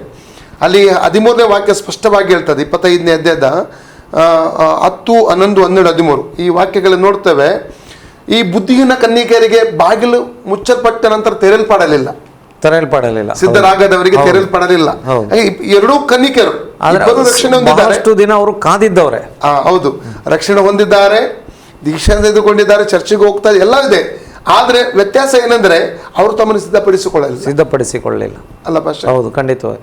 ಅಂದ್ರೆ ಅವರಿಗೆ ಬಾಗಿಲು ಮುಚ್ಚಲ್ಪಟ್ಟಿತ್ತು. ಕೊನೆಯ ಒಂದು ಗಳಿಗೆಯಲ್ಲಿ ಅವರು ತಮ್ಮ ಒಂದು ನಿತ್ಯತೆಯನ್ನು ಕಳೆದುಕೊಳ್ತಾ ಇದ್ದಾರೆ, ಅಥವಾ ಜೀವಬಾಧ್ಯರ ಪಟ್ಟಿಯಿಂದ ಅವರು ತಮ್ಮ ಹೆಸರನ್ನು ಅಳಿಸಲ್ಪಡುವ ಹಾಗೆ ಅವರು ಒಂದು ಸಿದ್ಧರಾದಂಥ ಜೀವಿತವನ್ನು ಮಾಡದೇ ಇರ್ತಾ ಇದ್ರು. ಹೌದು, ಓಕೆ. ಮತ್ತು ಕೊನೆಯ ಒಂದು ಪ್ರಶ್ನೆ ಪಾಸ್ಟೆ, ರಕ್ಷಣೆ ಹೊಂದಿದ ನಂತರ ಪೂರ್ಣ ಸುವಾರ್ಥ ಸಭೆಗೆ ನಾನು ಆರಾಧನೆಗೆ ಹೋಗಬೇಕೆ, ಅಥವಾ ನಾನು ಹೋಗುವಂಥ ಹುಟ್ಟಿ ಬೆಳೆದಂತಹ ಸಾಂಪ್ರದಾಯ ಸಭೆಗೆ ನಾನು ಹೋಗಬೇಕೆ ಎಂಬುದಾಗಿ ಕೇಳಿದ್ದಾರೆ. ಇದು ಬಹಳಷ್ಟು ಒಂದು ಇದಕ್ಕೆ ಒಂದೇ ಮಾತಿನಲ್ಲಿ ಉತ್ತರ ಕೊಡೋದು ಸ್ವಲ್ಪ ಕಷ್ಟವಾಗ್ತದೆ. ಯಾಕಂತೇಳಿದರೆ ರಕ್ಷಣೆ ಹೊಂದಿದಂಥ ವ್ಯಕ್ತಿಗೆ ವ್ಯತ್ಯಾಸ ಇರ್ತದೆ. ನಾವು ಹೋಗಬೇಕು ಹೋಗಬಾರದು ಎಂಬಂಥದ್ದನ್ನು ನಾವು ಸತ್ಯವೇದದ ಪ್ರಕಾರ ಅಥವಾ ನಾವು ರಕ್ಷಣೆ ಹೊಂದಿದಾಗ ಕತ್ತಲೆಯೊಂದಿಗೆ ಬೆಳಕಿಗೆ ಯಾವ ಒಂದು ಸಂಬಂಧ ಇರುವುದಿಲ್ಲ. ನಾನು ಇರ್ತೇನೆ ಅಂತ ಹೇಳಿದ್ರು, ನಾನು ನಿಮ್ಮೊಂದಿಗೆ ಇರ್ತೇನೆ ಅಂತ ಹೇಳಿದ್ರು ಕೂಡ ಕೆಲವೊಮ್ಮೆ ನಮ್ಮ ಹಳೆಯ ಅಥವಾ ಸಾಂಪ್ರದಾಯಿಕ ಸಭೆಗಳವರು ನಮ್ಮನ್ನು ಹೊರಗಡೆ ಹಾಕ್ತಾರೆ. ಯಾಕಂತೇಳಿದರೆ ರಕ್ಷಣೆ ಹೊಂದಿದವನಿಗೆ ಅವನ ಒಂದು ಪ್ರಾರ್ಥನಾ ಜೀವಿತ, ಪರಿಶುದ್ಧ ಜೀವಿತ, ಆತ್ಮದಾಹ ಅಥವಾ ಆತ್ಮಭಾರ ಇವೆಲ್ಲವೂ ಅವರ ಹಳೆಯ ಪಂಗಡಗಳಿಗೆ ಅಥವಾ ಹಳೆಯ ಸಭೆಗಳಿಗೆ ಹೋಲಿಕೆ ಆಗಲ್ಲ, ಅಥವಾ ಅವರಿಗೆ ಇದು ಅಡ್ಜಸ್ಟ್ ಮಾಡ್ಕೊಳ್ಳಿಕ್ಕೆ ವಿರುದ್ಧವಾಗಿರ್ತದೆ. ಅಥವಾ ಅವರ ಒಂದು ಥಿಯಾಲಜಿ ಅಥವಾ ಅವರ ಒಂದು ದೈವಶಾಸ್ತ್ರ, ಅವರ ಒಂದು ನಂಬಿಕೆ, ಅವರ ಒಂದು ಜೀವನ ರೀತಿ ಈ ರಕ್ಷಣೆ ಹೊಂದಿದಂಥ ವ್ಯಕ್ತಿಯ ಜೀವನ ರೀತಿಗೆ ವ್ಯತ್ಯಾಸವಾಗಿರ್ತದೆ. ಒಂದು ಒಳ್ಳೆ ಒಂದು ದೃಷ್ಟಾಂತ, ತಮಿಳುನಾಡಿನಲ್ಲಿ ಹಾಗೆ ಸಾಂಪ್ರದಾಯ ಸಭೆಯಿಂದ ಒಬ್ಬರು ರಕ್ಷಣೆ ಹೊಂದಿದ್ರು, ಒಂದು ಹೆಂಗಸು ಸಹೋದರಿ. ಅವರು ಅವರ ಸಭೆಗೆ ಹೋಗಿದ್ರು. ಅಲ್ಲಿ ಏನಾಯ್ತು ಅಂದರೆ, ಅಲ್ಲಿ ಏನೋ ಒಂದು ಆರಾಧನೆ ನಡೀತಿರುವಾಗ ಅವರಿಗೆ ಅಭಿಷೇಕ ಬಂದು ಅನ್ಯ ಭಾಷೆ ಮಾತಾಡಲಿಕ್ಕೆ ಅವರು ಪ್ರಾರಂಭ ಮಾಡಿದ್ರಂತೆ. 4 ಜನ ಹಿರಿಯರು ನೆಟ್ಟಾಗಿ ಎತ್ತಿಕೊಂಡು ಹೋಗಿ ಹೊರಗಡೆ ಬಿಟ್ಟು ಅವರನ್ನು ಬಂದುಬಿಟ್ರು. ಅಂದರೆ ಅರ್ಥ ನಿಮ್ಗೆ ಗೊತ್ತಾಯ್ತು. ಅಂದರೆ ಅವರ ಒಂದು ಆ ಸಾಂಪ್ರದಾಯಿಕ ಸಭೆಯಲ್ಲಿ ಈ ಅನ್ಯ ಭಾಷೆಯನ್ನು ಅವರು ನಂಬ್ತಾ ಇಲ್ಲ. ಎರಡನೇದಾಗಿ ಅದನ್ನು ದೇವರಿಂದ ಬಂದದ್ದು ಅಂತ ಅವರಿಗೆ ಅರ್ಥ ಆಗ್ತಾ ಇಲ್ಲ. ಮತ್ತೊಂದು ಅಂತೇಳಿದರೆ ಇವರು ಏನೋ ತಪ್ಪಾದ ಒಂದು ಬೋಧನೆಯನ್ನು ನಂಬಿದ್ದಾರೆ ಅಂತ ಅವರು ಅಪಾರ್ಥ ಕೂಡ ಮಾಡ್ಕೊಂಡ್ಬಿಟ್ಟಿದ್ದಾರೆ. ವಾಕ್ಯದ ಜ್ಞಾನ ಇಲ್ಲ, ವಾಕ್ಯದ ಪ್ರಕಟಣೆ ಇಲ್ಲ, ವಾಕ್ಯದ ಜ್ಞಾನವೂ ಇಲ್ಲ. ಆದ ಕಾರಣ ರಕ್ಷಣೆ ಹೊಂದಿದಂಥ ವ್ಯಕ್ತಿ ಪೂರ್ಣ ಸುವಾರ್ತೆಯ ಸಭೆಗಳಿಗೆ ಹೋಗಬೇಕು ಅಂತ ಕೇಳಿದರೆ ಅವನು ಖಂಡಿತವಾಗಿ ಕೊನೆಗೆ ಅಲ್ಲಿ ಬರ್ತಾನೆ. ಇಲ್ಲಿ ಒಂದು ಉದಾಹರಣೆ ಇದೆಯಲ್ಲ ಭಾಷೆ. ಹೌದು. ಅಪೊಸ್ತಲ ಕೃತ್ಯ 2ನೇ ಅಧ್ಯಾಯ 47ನೇ ವಾಕ್ಯ ಓದೋಣ ನಾವು. 2ನೇ ಅಧ್ಯಾಯ 47ನೇ ವಾಕ್ಯ. ಹೌದು. ಅಪೊಸ್ತಲ ಕೃತ್ಯ 2ನೇ ಅಧ್ಯಾಯ 47ನೇ ವಚನ. ದೇವರನ್ನ ಕೊಂಡಾಡುವವರಾಗಿಯೂ ಜನರೆಲ್ಲರ ದಯವನ್ನು ಹೊಂದುವವರಾಗಿಯೂ ಇದ್ದರು. ಕರ್ತನು ರಕ್ಷಣೆಯ ಮಾರ್ಗದಲ್ಲಿರುವವರನ್ನು ದಿನಾಲೂ ಅವರ ಮಂಡಲಿಗೆ ಸೇರಿಸುತ್ತಿದ್ದ. ರಕ್ಷಣೆಯ ಮಾರ್ಗದಲ್ಲಿ ಇರುವವರನ್ನು ರಕ್ಷಣೆ ಹೊಂದಿದ ಸಭೆಗೆ ದೇವರು ಸೇರಿಸ್ತಾ ಇದ್ದಾನೆ. ನಾವು ಒಂದು ವೇಳೆ ಪ್ರಾರಂಭದಲ್ಲಿ ರಕ್ಷಣೆ ಹೊಂದಿದ ಪ್ರಾರಂಭದಲ್ಲಿ ನಮ್ಮ ಹಳೆಯ ಸಭೆಗಳಿಗೆ ಅಥವಾ ಹಳೆಯ ನಮ್ಮ ಪಂಗಡಗಳಿಗೆ ಹೋದರೂ ಕೂಡ ಅಲ್ಲಿ ನಮಗೆ ಉಳಿಲಿಕ್ಕೆ ಬೆಳವಣಿಗೆ ಆಗೋದಿಲ್ಲ. ಎರಡನೇದಾಗಿ ನಮಗೆ ಅಲ್ಲಿ ಉಳಿಲಿಕ್ಕೆ ಆತ್ಮಿಕ ಮನ್ನ ಸಿಗೋದಿಲ್ಲ. ಆವಾಗ ಅವನು ಒಂದು ದೇವರ ವಾಕ್ಯಕ್ಕಾಗಿ ಹಂಬಲಿಸುವಂಥವನಾಗಿರ್ತಾನೆ, ಪ್ರಾರ್ಥನೆಗೆ ಅವನು ಭಾರವುಳ್ಳವನಾಗಿರ್ತಾನೆ, ನಾಶವಾಗಿ ಹೋಗ್ತಿರುವಂತಹ ಜನರ ಬಗ್ಗೆ ಭಾರವುಳ್ಳವನಾಗಿರ್ತಾನೆ. ಅವನು ಕೊನೆಗೆ ಪೂರ್ಣ ಸುವಾರ್ತೆಯನ್ನು ನಂಬಿದ ಸಭೆಗಳಿಗೆ ಅವನು ಖಂಡಿತವಾಗಿ ಬರ್ತಾನೆ. ಹೋಗದಿದ್ರೆ ಆತ್ಮಿಕವಾಗಿ ಕುಗ್ಗಿ ಹೋಗ್ತಾನೆ, ಹೋಗದಿದ್ರೆ ಖಂಡಿತವಾಗಿ ಆತ್ಮಿಕ ಜೀವಿತ ಅಲ್ಲಿಗೆ ಕುಗ್ಗಿ ಹೋಗ್ತದೆ, ಅಥವಾ ಅದು ನಿಧಾನವಾಗಿ ಒಂದು ಸಾವನ್ನ ಕಾಣ್ತದೆ. ಇದರಿಂದಾಗಿ ಅಪೊಸ್ತಲ 2:32-39 ಪಂಚಶತಮ ದಿವಸದಲ್ಲಿ ಪೇತ್ರ ಸಂದೇಶ ಕೇಳಿದಂತೆ ಅಲ್ಲಿ 3,000ಕ್ಕಿಂತ ಅಧಿಕವಾದ ಯಹೂದ್ಯರಿದ್ರು. ಹೌದು, ಸಾವಿರಾರು ಜನ ಇದ್ರು. 3,000 ಜನರಿಗೆ ಅಲಗು ನೆಟ್ಟಂತ ಅನುಭವ ಆಯಿತು. 41 ವಾಕ್ಯದಲ್ಲಿ 3,000 ಜನರು ನೀರಲ್ಲಿ ಮುಳುಗಿ ದೀಕ್ಷೆ ತೆಗೆದುಕೊಂಡ್ರು. 42 ವಾಕ್ಯ ಹೇಳ್ತದೆ, ಅವ್ರೇನ್ ಮಾಡ್ತಿದ್ರು, ಅಪೊಸ್ತಲ ಉಪದೇಶ ಕೇಳುವುದರಲ್ಲಿ, ರೊಟ್ಟಿ ಮುರಿಯುವುದರಲ್ಲಿ, ಪ್ರಾರ್ಥನೆಯಲ್ಲಿ ಮತ್ತು ಸಹೋದರ ಅನ್ಯೋನ್ಯತೆಯಲ್ಲಿ ನಿರತರಾಗಿದ್ರು. ಅವರು ಯಹೂದ್ಯ ಇದರಿಂದ ರಕ್ಷಣೆ ಹೊಂದಿದ್ರು ಕೂಡ ಅವರು ರಕ್ಷಣೆ ಹೊಂದಿದಂತ ದೇವರ ಜನರ ಜೊತೆಯಲ್ಲಿ ಅನ್ಯೋನ್ಯತೆ ಬೆಳೆಸಿದ್ರು. ಅಂದ್ರೆ ರಕ್ಷಣೆ ಹೊಂದಿದ ಬೆಳವಣಿಗೆ ಅಲ್ಲಿ ಹೊಂದುತ್ತಾ ಇದ್ದಾರೆ ಅವರು. ಅಂದ್ರೆ ಕ್ರಿಸ್ತನಲ್ಲಿ ಈ ರೀತಿ ಅನುಭವಕ್ಕೆ ಬಂದವರಿಗೆ ಮಾತ್ರ ಆ ನಿಜವಾದಂಥ ಅನ್ಯೋನ್ಯತೆ ಇರ್ತದೆ. ಮತ್ತೊಂದು ಅದೇ ಕ್ರಿಸ್ತ ನಂಬಿಕೆ ಇಲ್ಲದವರೊಂದಿಗೆ ಸೇರಿ ಇಜ್ಜೋಡಾಗಬೇಡ್ರಿ ಅಂತ ಕೂಡ ದೇವರ ವಾಕ್ಯ ಹೇಳ್ತದೆ. ಅಂದ್ರೆ ರಕ್ಷಣೆ ಹೊಂದಿದವನು ಕೊನೆಗೆ ದೇವರ ಸಭೆಗೆ ಬರಲೇಬೇಕು. ಒಂದು ವೇಳೆ ಬರದಿದ್ರೆ ಅವನ ಆ ರಕ್ಷಣೆಗೆ ಒಂದು ಬೆಳವಣಿಗೆ, ಆತ್ಮಿಕ ಬೆಳವಣಿಗೆ ಆಗಲ್ಲ. ನಿಧಾನವಾಗಿ ಅವನು ನಂಬಿಕೆ ಅಥವಾ ರಕ್ಷಣೆಯಿಂದ ಹಿಂಜರಿದು ಹೋಗ್ಲಿಕ್ಕೆ, ತನ್ನ ಆತ್ಮಿಕ ಜೀವಿತವನ್ನು ಕಳ್ಕೊಳ್ಳಿಕ್ಕೆ ಎಲ್ಲ ಸಾಧ್ಯತೆಗಳು ಇರ್ತವೆ. ಹೌದೌದು.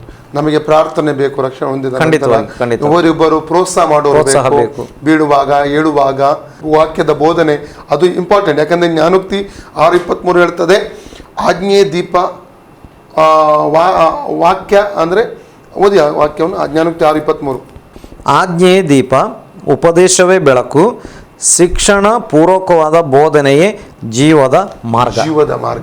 ಶಿಕ್ಷಣ ಪೂರ್ವಕವಾದ ಉಪದೇಶ ಯಾವಾಗ ರಕ್ಷಣೆ ಹೊಂದಿದಂಥ ವ್ಯಕ್ತಿಗೆ ಸಿಗುತ್ತದೆ, ಅದು ಅವನನ್ನು ಜೀವದ ಮಾರ್ಗದಲ್ಲಿ ನಡೆಸುತ್ತದೆ. ಅದು ಇಂಪಾರ್ಟೆಂಟ್ ಬೇಕು.